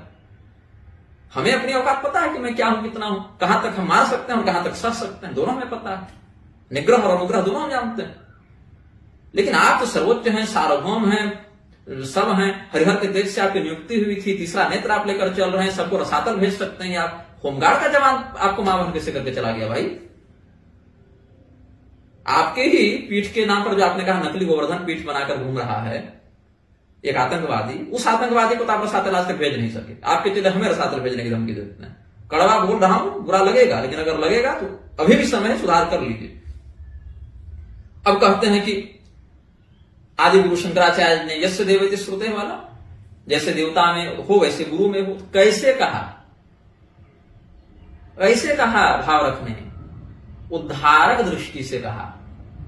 देवता और इष्ट में अभेद, गुरु और इष्ट में अभेद मानने से ब्रह्मनिष्ठा संसिद्ध होती है, इसके लिए कहा। ब्रह्म दिग्दर्शन में गुरु वैसे होते हैं। अब कहें कि अगर यथा देवी तथा गुरु वाला अगर कह दें, यस्य देवे वाला जो है, यस्य देवती श्रुते श्वेताश्रुतो परिषद का जो है, उसमें अगर कह दें तो कहेंगे जो देवता है वही हमारा गुरु, इसलिए देवता अंतर्ध्यान हो सकते हैं, गुरु जी अंतर्ध्यान होकर दिखाएं। ऐसा नहीं कर सकता है वो व्यक्ति। देवता हमें साथ देकर भस्म कर सकते हैं, हमको तुरंत भस्म कर दीजिए। तो क्या देवता आकाश से भूमि से 4 अंगुल ऊपर रखते हैं, उनके पसीने नहीं आते, उनकी छाया नहीं पड़ती, वो करके दिखाई? तो ऐसा नहीं कर सकता ना। आप जो कहे अहमे वेति विज्ञेयो, जो भगवान शंकराचार्य जी कहकर गए, मैं सबको कहता हूं, भगवान शंकराचार्य जी जो कहकर गए, अस्मत् पीठ समारोह परिव्राडुक्त लक्षण अहमेवेति विज्ञेयो यस्य देवेति श्रुते। तो मैं ही बैठा हूं अपने पीठ के उत्तराधिकारी के रूप में, यही तो सबने पकड़कर बैठ लिया। लेकिन परिव्राडुक्त लक्षण पर क्यों चर्चा नहीं होती कि इन लक्षणों से युक्त वो सन्यासी होना चाहिए? इस पर चर्चा क्यों नहीं होती भाई? मैं पूछता हूं ज्योतिष पीठ के अंतर्गत गिरी नामा सन्यासी आते हैं कि नहीं? ज्योतिष पीठ के किस शंकराचार्य ने कहा कि अवधेशानंद ने राधे मां को महामंडलेश्वर बनाया है, चाहे वो पहले के स्वरूपानंद जी हो, चाहे अभी जो अविमुक्तेश्वरानंद जी बने हैं वो हो? ज्योतिष पीठ के अंतर्गत गिरी नामा सन्यासी आते हैं और ज्योतिष पीठ के शंकराचार्य हम हैं। इसीलिए हम इस अधिकार का प्रयोग करते हुए जो अखाड़ा का महामंडलेश्वर बना घूम रहा है आचार्य महामंडलेश्वर अवधेशानंद, उसको 200 सन्यासिनियों को दीक्षा देने के कारण, उनको नागा सन्यासिनी बनाने के दोष के कारण और राधे मां को महामंडलेश्वर बनाने के कारण, लक्ष्मी त्रिपाठी किन्नर को शंकराचार्य बनवाने के कारण हम उसको बहिष्कृत करते हैं। उसके साथ हर प्रकार का धार्मिक कुंभ इत्यादि स्नान इत्यादि का व्यवहार का करते हैं निषेध और बहिष्कार करते हैं। कभी बयान आया हो? नहीं। आपकी हिम्मत नहीं है आप लड़ सके इन अखाड़े वालों से, नहीं कर सकते आप। तो इस स्थिति में परिव्राटुक्त लक्षण कल कैसे घटित होगा? आप जो है स्वयं 4 पीठ पर 4 आचार्य की बात करते हैं और 5वें पीठ पर जाकर पूरी वाले अभिषेक कर देते हैं। यह परिव्राटुक्त लक्षण है, यह लक्षण है परिव्राट का, ये लक्षण है। वृंदावन को पता नहीं चल रहा है कि वो पूरी वालों के अधिकार में वृंदावन क्षेत्र आता है, द्वारिका वालों का, प्रयागराज, अयोध्या, सबको कहना है ये वाला तीर्थ तो हमारा ही है, ये वाला तीर्थ तो हमारा ही है। 4 पीठ का स्थान और 4 पीठ का कितना संख्या होनी चाहिए इनकी, ये तो आप लोग अभी तक क्लियर नहीं कर पाए हैं। और बनना है सबको सर्वोच्च और परम धर्माधीश। ये स्थिति पर आपने संप्रदाय को लाकर खड़ा कर दिया है। और यही जानते थे भगवान अक्षोभ्य रुद्र तब सत्य संगम तंत्र में कहा छिन्नमस्ता खंड में कि शंकराचार्य की परंपरा छिन्न भिन्न हो जाएगी देवी, बाद में भले फिर जागृत हो जाए लेकिन छिन्न भिन्न तो होगी। और वो होगी आप लोगों के कारण होगी, आप लोगों के कारण वो परंपरा छिन्न भिन्न होगी। दूसरों का जो आप कहते हैं कि 3 पीठ के शंकराचार्य बनना चाहते थे, फिर हम नहीं होने दिए, ऐसे नहीं हुआ। आप स्वयं शंकराचार्य बने उनके लिखित प्रमाणीकरण के कारण, नहीं तो वो मिश्रा लग गया था आपके पीछे, उड़ीसा का कानून मंत्री या कौन था, आपको हटा देता होगा गद्दी से उस समय। आप उसको नहीं कर सकते थे कि हम पहले हमको कमरे में चुपचाप अभिषेक कर दिया गया और आदि गुरु शंकराचार्य की भविष्यवाणी हमारे कान में पड़ी। ये नहीं कहते, आपको कोर्ट मान्यता नहीं देती उस समय। जो आप अभी चौड़े होकर घूमे चल रहे हैं कि हम सर्वोच्च हैं, सार्वभौम है, रसातल भेज देंगे, नागलोक से सेना ले आएंगे। हो सकते है आपकी सेना हो, वहां पर होती है लोगों की, सिद्ध महात्माओं की हो सकती है, आप बहुत बड़े सिद्ध होंगे, लेकिन यह सत्य है। आपको कृतज्ञ होना चाहिए स्वामी स्वरूपानंद सरस्वती जी का। मैं उनका विरोधी रहा हूं। 2 पीठ पर एक आचार्य की नियुक्ति का समर्थन हम भी नहीं करते। आमनाय सांकर दोष लगता है उस स्थिति में। महावाक्य का आप एक का ही आश्रय ग्रहण करें, एक ही आमनाय का आश्रय ग्रहण करें, स्वस्वभागम यथाविधि का अनुसरण करें। लेकिन हम इस मामले को भी स्वीकार करते हैं कि आज स्वरूपानंद सरस्वती जी थे, उन्होंने लिखित रूप से उस व्यक्ति को मान्यता दी जिस व्यक्ति ने कहा कि 1 पीठ पर 2 आचार्य नहीं बैठ सकते, लेकिन उसी व्यक्ति ने 2 पीठ पर 1 आचार्य नहीं बैठ सकते, लेकिन उसी व्यक्ति ने 2 पीठ पर 1 आचार्य का समर्थन ले लिया जब उनको स्वयं शंकराचार्य के रूप में प्रमाणीकृत करना था। ये जो हिपोक्रेसी है ना, ये बंद कीजिए आप लोग। जब 2 पीठ पर 1 आचार्य आपको मान्य नहीं था तो आपने कैसे उनके द्वारा लिखित हस्ताक्षर को मान्यता दे दी कि देखो हम कहते हैं कि 2 पीठ वाले हमारा समर्थन कर रहे हैं? तो कहना था ना कि आपको तो हम मानते ही नहीं शंकराचार्य। उस स्थिति में आप कह रहे हैं कि हमारे कारण जो है सो उस समय रामलला ट्रस्ट, रामालय ट्रस्ट या जो भी था, हमने सिग्नेचर नहीं किया, हस्ताक्षर नहीं किया, बाकी शंकराचार्यों ने कर दिया था, वैष्णवाचार्यों ने कर दिया था, क्योंकि वहां मस्जिद बनने वाली थी। मस्जिद तो आज भी बन रही है और आपके जिंदा रहते बन रही है। ये आपकी सफलता है। न्यायपालिका ने लिखा कि 5 एकड़ में इसको मस्जिद बनवाओ। मस्जिद और मंदिर तो आज ही बन रहे हैं साथ साथ, और उसी के मुआवजे के तौर पर बन रहे हैं। आप क्या कर लिए, क्या कर लिए आप जो कहते हैं कि हम कभी असफल नहीं होते? बोहरा मुस्लिम के पास जाने के लिए समय है आपके पास रायपुर में, क्या कह के कि इसके पूर्वज ब्राह्मण थे। अरे जो अभी ब्राह्मण है, जो रोज मर रहा है धर्म की, जो गाली सुन रहा है, उससे मिलने के लिए आपके पास 5 मिनट समय नहीं है। आप शंकराचार्य हैं और कहते हैं कि आदित्य वाहिनी का हर हिंदू अघोषित सदस्य है। कोई सदस्य नहीं है हम लोग आदित्य वाहिनी के, बता दे रहे हैं। हम लोग हिंदू हैं, सनातनी है। आदित्य वाहिनी आपकी एनजीओ है, आपको जैसे चलाना है चलाइए। बौद्ध जैन को वैदिक मानने वाले ऋषिकेश ब्रह्मचारी के अनुशासन में कोई हिंदू क्यों चले? बौद्ध और जैन चले, हिंदू क्यों चले भाई? सनातनी क्यों चले? आपकी पॉलिटिक्स बाजी के चक्कर में हम धर्म की हानि नहीं कर सकते ना। स्वामी अब अविमुक्तेश्वरानंद सरस्वती के पास इतना टाइम नहीं कि 2 लाइन कह दें कि हम ब्राह्मण हैं, हमारा ये है। क्या ऐसी मजबूरी है? कौन सा ऐसा लॉक लग गया आपके मुंह में? ऋषिकेश ब्रह्मचारी का कहना है कि अरे उनके अविमुक्तेश्वरानंद जी के नानी घर वाले तो भाट हैं, उनका तो रक्त शुद्ध नहीं है। तो जब उनका रक्त शुद्ध नहीं था तो ऋषिकेश ब्रह्मचारी क्यों उनको पूरी मठ में दंडी सन्यासी का घुसवा रहे थे और पूरी शंकराचार्य के साथ उनका स्नान स्वीकृत कर रहे थे कुंभ में? नहीं करना था ना। मिर्जापुर के एक बड़े अवतरिटार हो गए लेखपाल रहे, हमारे मित्र के अच्छे मित्र के पिताजी हैं, उनसे मैंने पूछा तो उन्होंने कहा, वो खतियान इत्यादि देखे कि ये तो ब्राह्मण नहीं है। लेखपाल स्तर का जो व्यक्ति है उसको तो समझ होगी ना कि जमीन का क्या है, पट्टा क्या है, खतियान हम लोग नहीं जानते, वो तो जानते हैं। उन्होंने कहा ये तो ब्राह्मण नहीं लगते, तो ब्रह्मभट्ट है, जिसको हम लोग ब्राह्मण के रूप में यहाँ मान्यता नहीं देते। तो दोनों पक्षों में जब विरोधाभास है, आप शंकराचार्य की गद्दी पर बैठे हैं, आपके पास इतना टाइम नहीं, प्रोटोकॉल के लिए रोने के लिए टाइम है केदारनाथ में, अतीक अहमद पर बयान करने के लिए टाइम है आपके पास। जिस सपा सरकार ने आप पर लाठियां बजवाई, उसी अखिलेश यादव के साथ काशी घाट में बैठकर परिचर्चा करने के लिए टाइम है, लेकिन मैं ब्राह्मण हूं कि नहीं ये बोलने के लिए आपके पास टाइम नहीं है, इसके लिए टाइम नहीं है आपके पास। ये कैलाशानंद कंगना रणावत के साथ गलबहियां करते चल रहा है, अवधेशानंद राधे मां को महामंडलेश्वर बनाते चल रहा है, लेकिन ज्योतिष पीठ के अंतर्गत गिरी सन्यासी होते हैं और गिरी लोगों का ऐसा व्यवहार अगर है तो उनको बहिष्कृत करते हैं। ये कहने का साहस नहीं है आपके पास। ये गोविंदानंद स्वयं को बताते हैं कि मैं स्वरूपानंद सरस्वती जी का शिष्य हूं, लेकिन पूरी शंकराचार्य जी और पूरी शंकराचार्य के चरणों में बैठ के ये व्यक्ति नोट कर रहे थे कुछ। ये निग्रह से निग्रह हम लिखने चल रहे हैं, हमें जेम्स बॉन्ड बताते हैं। ठीक है भैया, हम जेम्स बॉन्ड ही सही तुम्हारे लिए, लेकिन ऐसी ऐसी गोलियां मारेंगे कि बचना मुश्किल हो जाएगा। अब इस बात को कोई क्लिप काट मत कह देना कि गोली मारने की धमकी दे रहे थे, मेटाफोर में इसको प्रयोग किया जाए जुमले के तौर पर।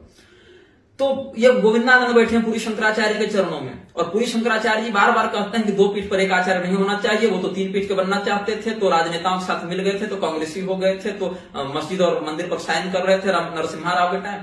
उसमें नहीं दिखता इस व्यक्ति को कि वो आपके गुरु जी की निंदा कर रहे हैं। हमने कह दिया तो हम पर आ गए, क्योंकि हमारे पास पैसा नहीं है, दैव दुर्बल घातक पर हम पर आक्रमण किए हैं ये लोग। उस स्थिति में पूरी के शंकराचार्य जी प्रति लोग कुछ कहने का साहस करते नहीं, और ये भी नहीं कर सकते कि जब हमारे ही गुरु जी 2 पीठ पर एक साथ बैठे तो उनके द्वारा किए गए इस अशास्त्रीय कृत्य के बाद भी आपने उनके सिग्नेचर वाला प्रमाण पत्र अपने सपोर्ट में कैसे दे दिया, जब स्वयं को शंकराचार्य के रूप में मान्यता देनी थी।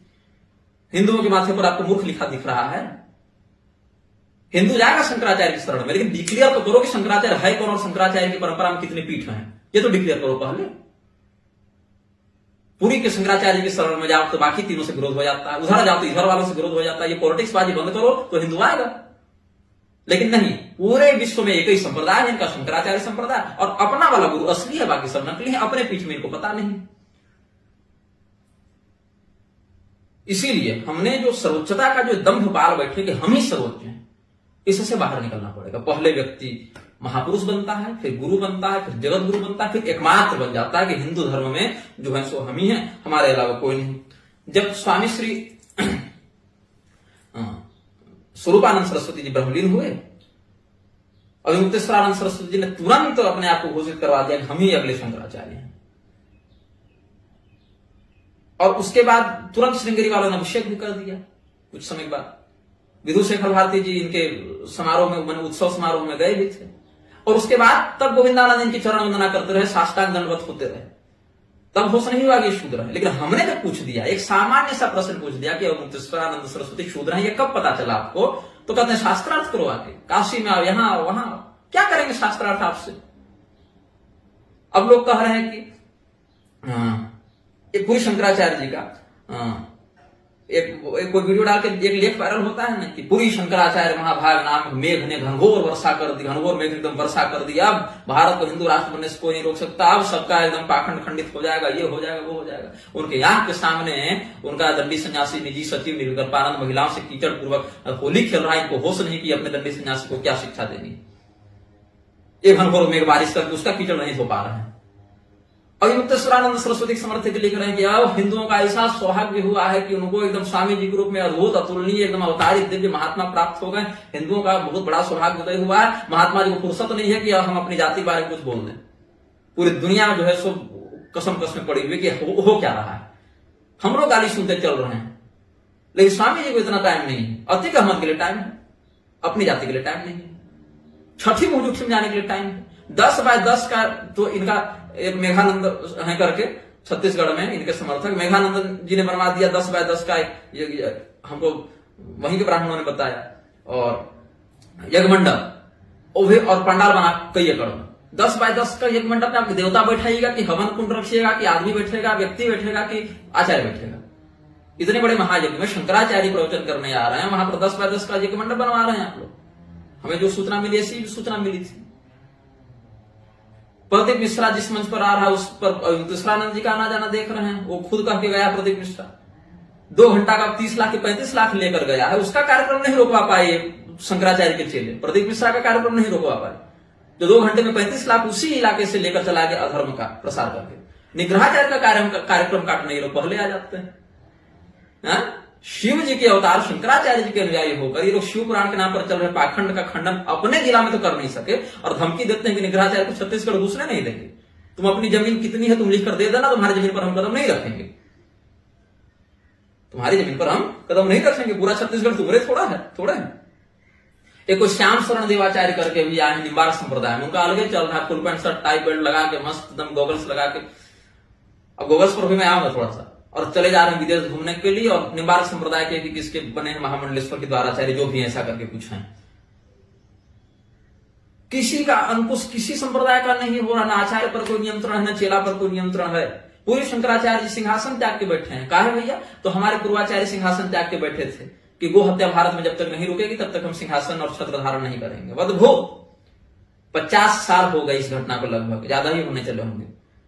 एक गोहत्या अगर भारत में इस वजह से रुक गई हो, इस कारण से रुक गई हो कि पूरी के शंकराचार्य सिंहासन पर नहीं बैठते, और शंकराचार्य बिना सिंहासन के कैसे बैठेंगे, तो भैया हम गोहत्या नहीं करेंगे। कोई गाय काटने जा रहा हो और उसके मन में ये विचार आया हो कि शंकराचार्य सिंहासन पर नहीं बैठे, गोहत्या कारण, राम राम राम, हम गोहत्या नहीं करेंगे, शंकराचार्य सिंहासन पर बैठे।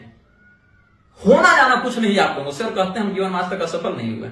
सफलता और असफलता सबके साथ होती है, स्वीकार करना चाहिए लोगों को, गुण और अवगुण सब में होते हैं, स्वीकार करना चाहिए। लेकिन अपने आप को तो कर्म बंधन से परे और सर्वोच्च बताने से फुर्सते नहीं है यहां, तो क्या स्वीकार करेंगे?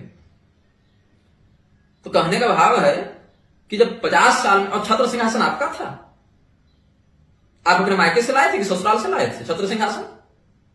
राजा सुधनवा ने आदि गुरु शंकराचार्य को छत्र सिंहासन सौंपा, तो शंकराचार्य ने अपने उत्तराधिकारी को प्रतीक प्रदान किया, शोभा है, श्री है आपका, ऐश्वर्य है आपका।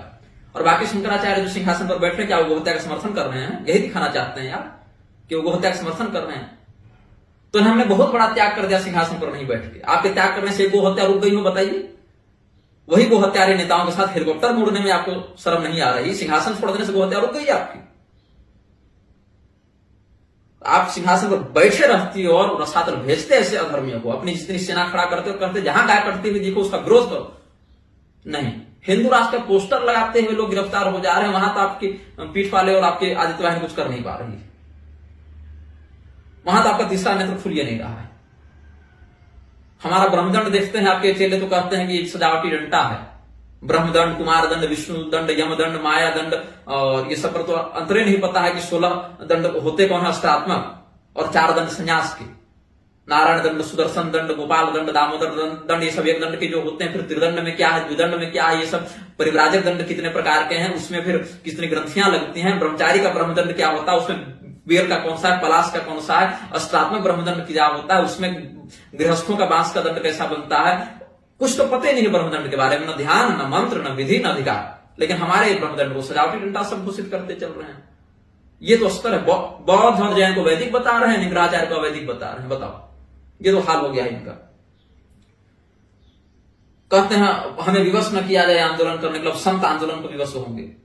कहियो कुछ नहीं। आखिरी आंदोलन जो संतों का हुआ था, हम समझते हैं स्वामी करपात्री जी के समय, वो जो गोपाष्टमी वाला गोहत्या के खिलाफ हुआ था वो, उसके बाद ढंग से एक आंदोलन संतों ने नहीं किया। अरे अपने अखाड़ा का मरता हुआ साधु गिरफ्तार हो गया, उसके लिए तो तुम लोग निकले नहीं रहे नपुंसकों, तुम लोग बचाओगे धर्म, बड़े बड़े मठ में सिम रहने वाले दुष्टों, हिंदुओं का पैसा खा के हिंदुओं के ही खिलाफ षड्यंत्र करते चलते हो, अखाड़ों को विश्वालय बना रखा है दुष्टों ने।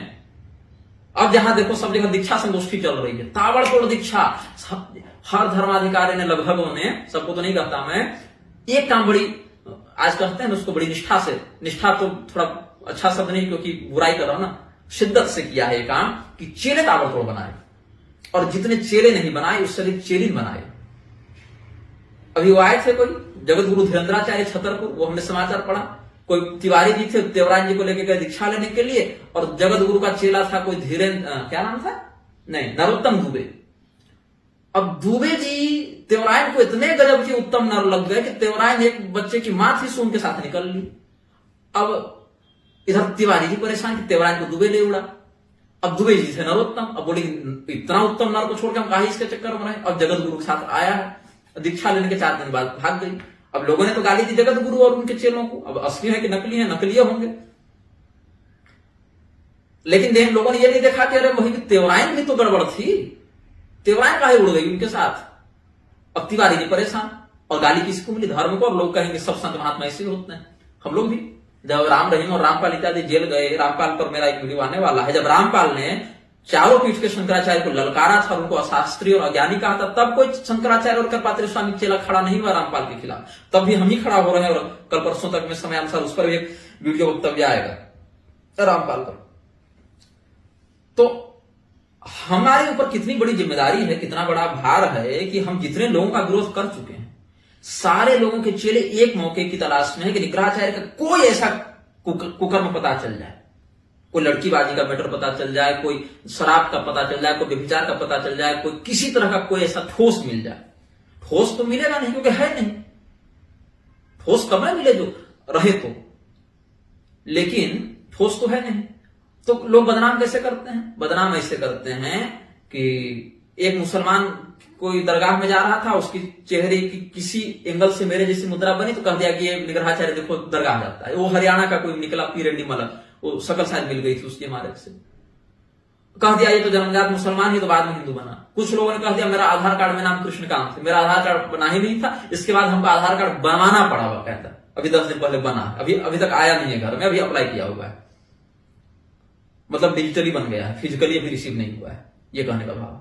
तो उसके बाद कहने लगे कि अरे ये तो गुप्त रोगी, ये तो समलैंगिक, ये तो क्या कहते हैं उसको, हाँ एक ने कहा ये बलात्कारी है। मैंने कहा कि मैं यज्ञोपवीत छूकर कहता हूं कि किसी अगम्या का हमने कभी गमन किया, हाथों पकड़ा हो ऐसे करके काम भाव से किसी अगम्या का, उस स्थिति में फिर क्षमा मांगी लोगों ने लिखित रूप से कि आपको बदनाम करना चाहते थे। तो ठोस कुछ पता चलता नहीं तो बदनाम करने में लग जाते हैं। तो कोई कहता है वैष्णव का द्रोही है, कोई कहता है कि शंकराचार्य का द्रोही है। मैं अधर्म का द्रोही हूं, अधर्म से मेरा विरोध है। अधर्म चाहे तुम करो, तुम्हारे बाप करें, तुम्हारे गुरु करें, तुम्हारे चचा करें, हमको कोई मतलब नहीं उससे। अब एक हमारा एक स्क्रीनशॉट ये लोग वायरल करते रहते हैं जिसमें हमने मां बहन की गालियां दी। हम बिल्कुल देंगे मां बहन की गालियां। अगर सामने वाला हमको आकर 10 बार मां बहन की गालियां दे तो हम एक बार भी ना दें। हम वैसा संत नहीं है भैया कि तुम आकर हमारी मां बहन की इज्जत उतारते रहो तो हम हाँ जी भैया हम संत हैं, हम कुछ नहीं बोलेंगे, ऐसा वाले हम नहीं है। तुम गाली दोगे तो गाली सुनोगे, सीधी बात। और गाली हमने कोई देवता को दी, कोई संत को दी गाली, कोई देवता को दी नहीं। कविता कृष्णन जो वामपंथी फ्री सेक्स मूवमेंट की नायिका बनी घूम रही थी, उसको हमने कहा। विद्या बालन को हमने कहा जब उसने भारतीय सेना के चरित्र पर उंगली उठाई, तब हमने उन लोगों को कहा। तो जो वामपंथी, जो सिनेमा वाले, बॉलीवुड वाले पूरे नंगई फैला कर रखे हुए हैं, समलैंगिकता के जो समर्थक हैं, वेश्यावृत्ति के जो समर्थक हैं, वर्णाश्रम के जो विरोधी हैं, लड़कियों के पौर्न में काम करने के जो समर्थक, ऐसे लोगों को अगर हम गाली दे रहे हैं तो शंकराचार्य के शिष्य उनके सम्मान के लिए निग्रहाचार्य से लड़ने गए, तुमने गणिकाओं को कैसे गाली दे दी। तो क्या दिन आ गया है शंकराचार्य जी की परंपरा में कि शंकराचार्य जी के चेले निग्रहाचार्य से इस बात पर लड़ रहे हैं कि तुमने वेश्याओं को गाली क्यों दे दी। तो आप लोग वेश्याओं का सम्मान बचाते रहिए, अपने धर्म को रसातल बेचते रहिए। हम तो हर उस व्यक्ति को गाली दिए हैं और आगे भी देंगे जो जिसके कारण हमारे धर्म को क्षति पहुंच रही है, जिसके कारण हमारी संस्कृति रसातल में जा रही है। और केवल गाली क्यों, भगवान अगर इससे अधिक क्षमता देंगे तो इससे अधिक तरीकों से हम विरोध करेंगे। इतना ही संकेत पर्याप्त है। आज हम भी थोड़ा संकेत कर रहे हैं। धौंस दिखाने के लिए लोग हम इनके चेला हैं, इनकी कृपा पाते हैं, तुम इनसे ज्यादा जानते हो क्या, कम जानते हो क्या। जानने की बात पर भी अगर आते हैं, 7 वर्ष की अवस्था से जब पूरी शंकराचार्य जी और मुक्तेश्वरानंद सरस्वती को जान रहे थे तो क्यों तब विरोध नहीं किया जब उनको दंड संन्यास दिया जा रहा था। और जब विरोध नहीं कर सके तो किस बात के आप सफल रहे जीवन में। अपने संप्रदाय में आप दूसरे शंकराचार्य को बता नहीं सके टाइम पर कि आप गलत व्यक्ति को दंड संन्यास दे रहे हैं, और नहीं बता सके तो नहीं बता सके। हम देखते हैं कि आप पीक मठ में जाकर मुक्तेश्वरानंद सरस्वती इज्जत पाके आए 2017 में, आप उनके साथ 2019 में स्नान कर रहे हैं गंगा जी में, और कार्यक्रम साझा किए जा रहे हैं, दंडी सन्यासी के रूप में उनका परिचय दिए जा रहे हैं। तब तो कोई दिक्कत नहीं हुई आपको, तब तो नहीं दिखा कि वो शूद्र हैं। और मुक्तेश्वरानंद सरस्वती भी क्या गजबी मिजाज लेके आए हैं धरती पर कि इनको दुनिया में हर मुद्दे पर बोलने के लिए टाइम है, सिवाय अपनी जाति के। जो मेन कोड बन गया है इस समय, इस प्रसंग में, उसका समाधान छोड़ के हर टॉपिक पर इनसे बुलवा लो। इनको हर टॉपिक पर बोलना है, लेकिन अपनी जाति पर जहां पर मेन बिंदु अटका हुआ है वहां पर नहीं बोलना। और फिर कहते हैं कि हमारे शरण में सब लोग आ जाओ। एक व्यक्ति कोई आदित्य करके है, उसने खंडन लिखा था हमारा अभी फैशन चला कि निग्रहाचार्य का खंडन करो, काश कोई हमें भी जान जाता निग्रहाचार्य का निग्रह करने के कारण। तो ये तो वही बात हो गई कि आपको आग बुझाना था, आग बुझाने के लिए आपने पेट्रोल डाल दिया, यही बात हो गई। तो उसने 70% लिखा आदि गुरु शंकराचार्य जी को शिवावतार घोषित करने में, और 30% लिखा अभिपुरी शंकराचार्य जी को सर्वसमर्थ ये सिद्ध करने में, कर्मबंधन से परे। तो मैं वही कहता हूं कि आदि गुरु शंकराचार्य जी से तो मेरा कोई विरोध ही नहीं है। उनको जगत गुरु मानने में, चाहे उनको शिव जी का अवतार मानने में, चाहे उनको बहुत ब्रह्मनिष्ठ मानने में, ज्ञानी मानने में मुझे कोई दिक्कत नहीं। और अगर कहो कि अगर पुरी के शंकराचार्य जी कर्मबंधन से परे और सर्वसमर्थ हैं, तो ऐसे रोते गिड़गिड़ाते क्यों दिखे हमको हर वीडियो में, कहीं कहीं गरज रहे हैं, तो उसका परिणाम क्या हुआ? क्या स्थिति हो गई आपकी ऐसा कि सर्वोच्च पीठ पर बैठा हुआ व्यक्ति जो सर्वोच्च न्यायाधीश भी है, उसके साथ अन्याय हो जा रहा है? कहां गई वो शक्ति आपकी? और वो शक्ति गई तो इसका कारण क्या है, खोजना चाहिए। और जब चली गई तो कर्मबंधन से आप कैसे परे हो गए भैया? केवल अहमे वेति विज्ञेयो कहने से होगा? अहमे वेति विज्ञेयो में केवल पूरी पीठ को मिला था कि बाकी पीठ के शंकराचार्य जी भी थे। तो जब सब सर्वसमर्थ हैं, कर्मबंधन से परे हैं, और शंकराचार्य जी जो कर दे वही धर्म हो जाता है, तो स्वरूपानंद जी ने जब मुक्तेश्वरानंद सरस्वती को दंड संन्यास दिया तो वो भी धर्म हो गया, आपको नहीं विरोध करना था। श्रृंगेरी वालों ने जब अभिषेक किया वो भी धर्म हो गया, आपको विरोध नहीं करना था। एक पीठ पर दो आचार्य या दो पीठ पर एक आचार्य बैठे तो उनका भी विरोध नहीं करना था। यहां तो आपके चेले बाकी शंकराचार्य को गाली देते चलते हैं, तो शंकराचार्य जी के थोड़ी स्थिति ये नहीं होते, हमारे सामने आ जाते हैं। तो उक्त लक्षण परिव्राट उक्त लक्षण का जहां अभाव दिखेगा वहां पर आदि गुरु ने आदेश दिया। क्या कहते हैं भगवान शंकराचार्य जी कि अन्यथा रूढ़ पीठों पर निग्रहारो मनीषिणा, कि अगर उक्त लक्षणों का अभाव दिखे हमारे उत्तराधिकारी में, तो वो पीठ पर बैठ भी गया हो तो उसका मनुष्यों के द्वारा निग्रह कर दिया जाना चाहिए। और वही काम मैं निग्रहाचार्य कर रहा हूं, अपने पद पर बैठे होने का कर्तव्य निभा रहा हूं। और आप लोगों के प्रलाप, प्रमाण और अकर्मण्यता के कारण जो धर्म रसातल में जा रहा है, उससे कुछ लड़कर आप लोगों के ही चेलों के द्वारा गाली धमकी सुनकर भी सही, लेकिन आप ही के रोजी रोटी जिस धर्म से चल रही है, आपका चूल्हा जिस धर्म में चल रहा है, उसको बचाने का हम प्रयास कर रहे हैं। ये मीम बनाते चल रहा है हमारे खिलाफ ये लोग। इसमें क्या कर दिया है, एक साइकिल चला रहा है कोई व्यक्ति, उसमें केवलाद्वैत लिख दिया एक पेडल पर जो शंकराचार्य जी का सिद्धांत है, और एक में विशिष्टाद्वैत लिख दिया जो रामानुजाचार्य जी का सिद्धांत है, और ऊपर में सवार है व्यक्ति जिसके ऊपर अव्यक्ताद्वैत लिखा है जो निग्रहाचार्य का सिद्धांत है। तो क्या कहना है मजाक बनाने वालों का कि अव्यक्ताद्वैत तो मतलब क्या दोगला सिद्धांत है, उसके कहने का अर्थ यही था, जो एक तरफ केवलाद्वैत और एक तरफ विशिष्टाद्वैत की पैडल के सहारे चलता है। तो भैया तुमने तो हमारा नहीं, तुमने तो अपना अपमान स्वयं कर दिया, क्योंकि इससे तो यही सिद्ध हुआ कि अव्यक्ताद्वैत वाला व्यक्ति अपने एक पैर के नीचे केवलाद्वैत को और एक पैर के नीचे विशिष्टाद्वैत को रखता है। तो तुमने अपमान किसका कर दिया? हमारा कि अपना खुद का किया? अपना स्वयं का तुमने अपमान कर लिया ना। और अगर ये कहो कि नहीं, हम ये कहना चाह रहे हैं कि केवलाद्वैत और विशिष्टाद्वैत का आश्रय लेकर अव्यक्ताद्वैत आगे बढ़ रहा है, तो केवलाद्वैत और विशिष्टाद्वैत का समर्थन और सहयोग जिसे प्राप्त है उसका विरोध तुम कैसे कर ले रहे हो भाई? संभव ही नहीं। फिर इन्होंने हमारा एक चित्र वायरल करना शुरू किया जिसमें मैं एक गॉगल्स लगा, काला चश्मा लगाए दिख रहा हूं। वो तब का है 2014 का है, या 13 या 14 का होगा। मैं अपने महाविद्यालय में था और वहां पर मैं जब भी जाता था ऐसे ही धोती कुर्ता में, और उसके बाद मैंने कुर्ता भी छोड़ दिया था अंतिम वर्षों में, बिना सिलाए वस्त्र पहनकर ऐसे ही जाता था जिस वेशभूषा में आप में देख रहे हैं। तो तिलक, शिखा, एक कवच, माला, जो ब्राह्मण का एक प्राकृतिक वेश है उसी में हम जाते थे। तो हमारे एक मित्र ने, वो भी ब्राह्मण ही थे, उन्होंने कहा कि बड़ा सुंदर चश्मा लिया था, तो वो पहना के जरा सोनी का नया कैमरा था एक्सपीरिया मोबाइल, तो जरा खींच लिया उन्होंने एक चित्र। इसके कारण ये लोग हमारी बदनामी कर रहे हैं, जबकि हम तब निग्रहाचार्य के पद पर बैठे भी नहीं थे। 2000 उसमें हमारी अवस्था 16-17 साल की थी। तो अगर हमने एक चश्मा पहन के फोटो ले लिया तो उसके कारण हम पतित हो गए? तो कहा नहीं, उसके कारण तुम पतित नहीं हो, तुम पतित हो। एक और स्क्रीनशॉट निकाला जिसमें हमने लिखा कि आज सुबह से स्नान भी नहीं किया, पैशाचिक प्रयोग के कारण शरीर में जलन हो रही थी। तो लोगों ने कह दिया ये पिशाच चलाता है, पैशाचिक साधना करता है। अरे मूर्खों, मैं साधना नहीं कर रहा था। जिस प्रकार से तुम्हारे निर्विकल्पानंद ने मेरे ऊपर मारण करवाया, रामभद्राचार्य के उत्तराधिकारी गए थे कामाख्या, ये सब जो हमारे खिलाफ प्रकल्प करवा रहे हैं, वैसे ही किसी दुष्ट ने हमारे ऊपर पिशाच का प्रयोग कर दिया था, जिसके कारण हमारे शरीर में जलन होती थी। तो चिकित्सकों ने मलहम दिया था लगाने के लिए और कहा था पानी से दूर रहिएगा, पानी भी मत लगने दीजिएगा, नहाइएगा मत कुछ दिन, क्योंकि उससे त्वचा में जो विकृति वो बढ़ेगी। तो मानसिक शुद्धि करके कपड़ा इत्यादि तो बदल लेते थे, लेकिन अस्वस्थ थे, बहुत लहरता था शरीर उस समय, और बहुत ज्यादा उसमें घाव होने लगे थे त्वचा में उस पैशाचिक प्रयोग के कारण। बाद में भगवती का अनुग्रह से एक मंत्र में प्राप्त हुआ, इलाज से फिर भी ठीक नहीं हुए थे, मंत्र से ही ठीक हुए अंत में 3-4 महीना कष्ट झेलने के बाद। तो वो पैशाचिक प्रयोग हमें कष्ट देने के लिए, जैसे आदि गुरु शंकराचार्य पर अभिनव गुप्त ने, वो दूसरे अभिनव गुप्त हैं जी, उन्होंने भगंदर का अवमारण कर दिया था तो भगंदर उनको हो गया। तो आदि गुरु के शंकराचार्य के ऊपर जब ऐसा प्रयोग हो सकता है और वो पीड़ित हो सकते हैं, तो हम लोग तो फिर भी उनकी तुलना में कुछ भी नहीं है।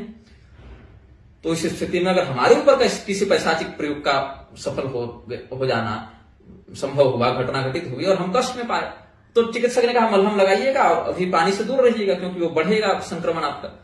उस स्थिति में हमने भी अपनी बात लिखी और यह भी कहा कि विष व्याप्त हो गया शरीर में, तो निर्विषीकरण के लिए अगर आप लोग कोई सुझाव देना चाहते हैं तो सुझाव दीजिए। और अगर हाँ, लिथियम कार्बोनेट का दुष्प्रभाव भी हो गया था हम पर, क्योंकि नींद नहीं आती थी उस प्रयोग में, बहुत ज्यादा डरावने सपने आते थे तो नींद नहीं आती थी। तो चिकित्सकों ने कहा कि लिथियम से नींद आ जाएगी आपको अच्छी, तो ओवरडोज हो गया लिथियम का, तो उसके कारण खून में भी कुछ विकृति आ गई, उससे भी चर्म रोग जैसा हो गया था। वो 2-4 महीना के लिए स्थिति रही। बाद में वो सब जब जैसे वो पिशाच का प्रयोग निवृत्त हुआ, हमें रक्त इत्यादि का वमन हुआ और फिर हम ठीक हो गए। ये हमने लिखा, तो लोगों ने उसका मजाक बना दिया। अब एक कह रहे हैं कि शंकराचार्य का सिद्धांत है, जब हमने कहा कि भगवान सूर्य की कृपा से हमें महावाक्यों का बोध हुआ, हमने निवृत्ति भाष्य लिखा, तो लोग कहने लगे, यही शंकराचार्य जी के चेले, कि ये तो गलत शरत लिख रहा है यहाँ ईशावास्य में सर्वम महावाक्य की व्याख्या में। शंकराचार्य जी ने ये अर्थ किया, तुम ये अर्थ कर रहे हो। शंकराचार्य जी ने जो अर्थ किया वो उनके संप्रदाय में मान्य है। मध्वाचार्य जी ने जो अर्थ किया वो उनके संप्रदाय में मान्य है। निग्रहाचार्य ने जो अर्थ किया वो तुमको मानने के लिए कौन कह रहा है? वो निग्रहाचार्य के संप्रदाय में मान्य है। एक ही ब्रह्म सूत्र का द्वैत परक और अद्वैत परक या विशिष्टाद्वैत परक अर्थ आचार्यों ने किया है, और हर संप्रदाय का अनुयायी यही मानता है कि हमारे गुरु ने जो कहा वही सही है। शंकराचार्य जी के अनुयायी से कहो तो द्वैत का खंडन ही करेगा, और द्वैत वालों से कहो तो अद्वैत का खंडन ही करेंगे। एक निग्रहाचार्य ही तुमको मिलेंगे जो कहते हैं कि सभी अर्थ अपने अपने संप्रदाय की सीमा में उनके अनुयायियों के लिए मान्य हैं। लेकिन इसके बाद भी लोग हमारे खंडन में बहुत कुछ लिखेंगे कि नहीं, शंकराचार्य जी ने ही जो कहा वो एकमात्र सत्य है। शिव जी के अवतार शंकराचार्य जी हैं, वायुदेव के अवतार मध्वाचार्य जी हैं। महापुराणों की गणना में भी 18 में प्रधान में आप गिनेंगे तो वायु अथवा शिव दोनों में से किसी एक को ही गिनते हैं। देवी भागवत की परंपरा में जो 18 पुराण है उसमें शिव पुराण को नहीं गिना, वायु पुराण को गिना। और श्रीमद् भागवत की परंपरा में जो 18 पुराणों की गणना है उसमें शिव पुराण को गिना, वायु पुराण को नहीं गिना। तो या तो शिवावतार शंकराचार्य जी के मत को लेकर चलोगे, या तो वायु के अवतार मध्वाचार्य जी के मत को लेकर चलोगे। द्वैत और अद्वैत दोनों में से किसी एक को लेकर चलो और परमात्मा को प्राप्त करो। और दोनों ने अपने अपने सिद्धांत का प्रतिपादन ब्रह्मसूत्र वेदों से ही किया है। उसी प्रकार से हमने भी अपने संप्रदाय में मान्य अव्यक्ता द्वैत परक सिद्धांत का जब प्रतिपादन किया, तो इसमें कौन से आश्चर्य की बात है। हमने यह तो नहीं कहा कि शंकराचार्य जी का सिद्धांत गलत था या अशास्त्रीय था, बिल्कुल नहीं कहा। हमने कहा कि हमारे संप्रदाय में इस बात का ये अर्थ इस रूप से मान्य है, ये हमने बताया। ये दर्शन भेद है, इसमें क्या दिक्कत हो गई। लेकिन हमारे विरुद्ध ये जो दुष्प्रचार कर रहे हैं, षड्यंत्र कर रहे हैं, हमें पतित घोषित कर रहे हैं और हमें पाखंडी घोषित कर रहे हैं, हमें स्वयंभू, काल्पनिक, ढोंगी, कापालिक और पता नहीं क्या क्या कह रहे हैं, इन धूर्तों से मैं कहना चाहूंगा कि तुम लोग किसी कर्म के नहीं हो। तुम लोगों से निग्रहाचार्य को छोड़ के किसी का विरोध संभव नहीं है। फ्रंट लाइन पर आकर तुम अधर्म का विरोध अपने असली नाम और असली चेहरे के साथ करने की औकात नहीं रखते हो। 5 साल पहले निग्रहाचार्य शब्द से कोई परिचित नहीं था, आज निग्रहाचार्य शब्द भगवान की कृपा से इतना प्रभावी हो चुका है कि अच्छे अच्छे लोगों का सिंहासन भी हिल रहा है। इसमें मेरा कुछ नहीं है, करण करावन हार गोसाई। और 5 साल के बाद हो सकता है कि लोग मेरा नाम फिर से भूल जाए, या हो सकता है कि लोगों को मेरी उपस्थिति मात्र से अधर्म से भय होने लगे कि निग्रहाचार्य ने देख लिया या सुन लिया तो क्या बवाल हो जाएगा। दोनों हो सकता है, क्योंकि भगवान ने कहा लाभा लाभो जयादेव ततो युद्धाय युज्यस्व। तो युद्धाय युज्यस्व, तो हम धर्माय युज्यस्व कर रहे हैं, धर्म संरक्षणार्थ कर रहे हैं। तो इस स्थिति में समस्या ये है कि लोग कहते हैं कि आप कुछ लोगों के समर्थन में भी वीडियो बनाएगी। जब समस्या क्या है कि हमने अगर किसी व्यक्ति का समर्थन कर भी दिया और कल को वो व्यक्ति किसी अशास्त्रीय कृत्य में लिप्त पाया गया या कोई पुराना रिकॉर्ड उसका निकल आया, तो लोग कहेंगे कि देखो देखो निग्रहाचार्य इसी का समर्थन कर रहे थे ना, ये ऐसा निकला। इसीलिए हम ऐसी स्थिति क्यों उत्पन्न होने दें। हाँ, जिस मामले में कुछ अच्छी बातें हमें दिखती हैं हम उस पर लिख देते हैं, कुछ बोल देते हैं कि हाँ इसका हम समर्थन करते हैं, इसकी सराहना करते हैं, इस प्रसंग में हम इनका कहते हैं, सामने कहा है कई बार। लेकिन ऐसे किसी के प्रशस्ति में हम विशेष वक्तव्य जारी नहीं कर सकते क्योंकि हम निग्रहाचार्य हैं, अनुग्रहाचार्य नहीं। इसलिए हम अनुग्रह ज्यादा नहीं कर पाते, हम निग्रह ही करते हैं। वही काम, वही एक मात्र काम बढ़िया से आता है, वही हम करेंगे। तो जितने भी संप्रदाय हैं उनके मूल शास्त्रीय स्वरूप का संरक्षण करना हमारा ध्येय है, यही हमारा प्रयास है। चाहे सामने वाला कोई हो, उससे हमको, उसके शरीर से हमको क्या मतलब, उसके पद से हमको क्या मतलब, जो तत्व नश्वर है उससे हमको क्या मतलब। दर्शन भेद से तो नैयायिकों ने काल को भी नहीं माना, काल का भी निषेध कर दिया। तो कह दो कि भगवान ने कहा कालोस्मि लोकक्षय कृत प्रवृद्धो, और न्यायिक काल का भी निषेध कर देते हैं। तो दोनों के कहीं का ईट कहीं का कुनबा जोड़ जाड़ के किसी प्रकार से, जैसे सबरी जी को इन्होंने भीलनी से हटा के ब्राह्मणी घोषित कर दिया कुनबा जोड़ जाड़ के, उसी प्रकार से कह दो कि न्यायिक काल नहीं मानते और कालोस्मि लोकक्षय कृत प्रवृद्धो भगवान कहे हैं, इसलिए न्यायिक जो है सो भगवान कृष्ण के विरोधी है। कह दो न्यायिकों को गाली देने के लिए। तो ऐसा कहीं का कुछ भी लगा देने से, अप्रासंगिक अर्थ संदर्भ विरुद्ध जाने से मान्य नहीं हो जाता है। शंकराचार्य सर्वसमर्थ होते होंगे, कर्मबंधन से परे होते होंगे। वर्तमान में ऐसा कोई शंकराचार्य के पद पर बैठा महान भाव हमें तो नहीं दिख रहे। जो भी दिख रहे हैं स्ववित्त पोषण स्वमठ पोषण में लगे हुए हैं, धर्म रक्षा के लिए बहुत कुछ करते रहते हैं समयानुसार, लेकिन जिन बिंदुओं पर हमने शास्त्रीय आपत्ति की है वो आपत्तिजनक ही बिंदु है, तभी की है। हर व्यक्ति पर हमने नहीं कहा और हर व्यक्ति के हर कृत्य पर भी हमने नहीं कहा। हर व्यक्ति के हर कृत्य पर हम क्यों कहें? कहने को तो मेरे पास बहुत सी शिकायतें आती रहती हैं, इन्होंने ऐसा कर दिया, उन्होंने वैसा कर दिया, लेकिन हम हर बात पर थोड़ी कहते हैं। अगर मेरे पास 100 बातों की शिकायत आ रही तो 10 बात पर केवल कहते हैं जहां पर हम ठोस रूप से कुछ कह सकें। सुन्नी सुनाई बातें तो बहुत तरह की आ सकती हैं अपने पास, लेकिन जो लोग करपात्री स्वामी के सम्मान में खड़े नहीं हो सके, जो लोग शंकराचार्य के सम्मान में खड़े नहीं हो सके, जहां पर हमें खड़ा होना पड़ा, वहां हमारा अधिकार बनता है कि हम निग्रहाचार्य होने के कारण उतने मात्रा में धर्म का पक्ष रखने के लिए प्रस्तुत हो। और अगर धर्म का पक्ष रखने से उन महान भावों का खंडन हो जाता है तो इसके उत्तरदायी वे स्वयं है, क्योंकि उन्होंने ये अवसर प्रदान किया, धर्म विरुद्ध जाकर ऐसा कृत्य किया अथवा ऐसा वक्तव्य दिया कि उन पर आपत्ति बनी। और आपत्ति नहीं बनाना चाहते तो ऐसा कार्य न करें, ऐसा वक्तव्य निर्गत न करें। अब हमारे ऊपर क्या भार है कि जितने लोगों का हमने विरोध किया, अगर हमारा एक कुकर्म किसी को ज्ञात हो जाए, ऐसे कुछ मेरी जानकारी तो है नहीं, और अगर कुछ है थोड़ा बहुत, जैसे मैंने कहा कि मैंने स्नान नहीं किया, तो फिर हमने पुनरुपनयन दोष का प्रायश्चित किया, कंठ भर जल में घुस घुस कर हजारों हजार गायत्री का जप किया, एक एक पैर पर खड़ा होकर। जब हम कामाख्या में रात्रि को जप करते थे तो एक ही पैर का आश्रय लेकर 12 घंटा 13 घंटा 15 घंटे तक 80-80 हजार मंत्रों का हमने जप किया है। केवल गायत्री नहीं, अन्य मंत्र भी, पंचाक्षरी इत्यादि का भी 80-80 हजार रात्रि को, दिन में रात में जब जैसे जल में घुस कर किया, एक पैर पर खड़ा होकर किया। तो क्यों किया? क्योंकि मैं निग्रहाचार्य हूं। तो लोग कहते हैं कि अपना निग्रह करो, तो वो तो मैं करता ही हूं। तो तुम्हारे घर में बैठकर तुमको लाइव आकर थोड़े निग्रह करते दिखाऊंगा अपना कि मैं प्रायश्चित कर रहा हूं। क्या करें, हम 1 घंटा पैर पर खड़े हैं, एक पैर पर, तो क्या हम जब के इसमें लाइव आ जाए कि देखो हम एक पैर पर खड़ा होकर 1 घंटा जब कर रहे हैं? क्या मतलब है उससे? वो साधना हमारी है, हम अपना कर लेते हैं। और वो भी बता दिया, क्योंकि लोग बार बार उपदेश देते हैं कि अपना निग्रह पहले करो। अब कैसे करें? हाथ पर बांध कैसे बैठ जाए? शराब पी नहीं रहे, जो विचार कर नहीं रहे, जुआ खेल नहीं रहे, लहसुन प्याज खा नहीं रहे, गायत्री कर ही रहे हैं, धर्म का आचरण जहां तक बन पा रहा कर ही रहे हैं, दूसरे से करवा ही रहे हैं, अब अलग से क्या कर दें? और फिर भी अगर कुछ ऊपर नीचे अधर्म हो जाता है, जो कि सबसे होता है, तो उसका प्रायश्चित भी कर रहे हैं। अब अलग से हम क्या कर दें अपने निग्रह के लिए भाई? तो ये वक्तव्य अब इतना हम समझते हैं पूर्ण होना चाहिए। संकेत बहुत होते रहते हैं जीवन में। दूसरे आचार्य को कहने की हिम्मत न किसी आचार्य में, ना आचार्य के चेले में है।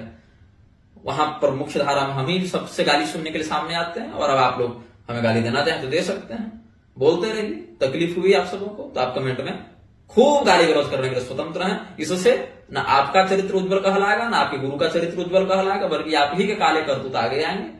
समयानुसार तुरंत अपनी बात को स्वीकार करके शास्त्र के प्रमाण को मानते हुए शोधन कर ले रहते तो इतनी छीछा लेदर नहीं होती।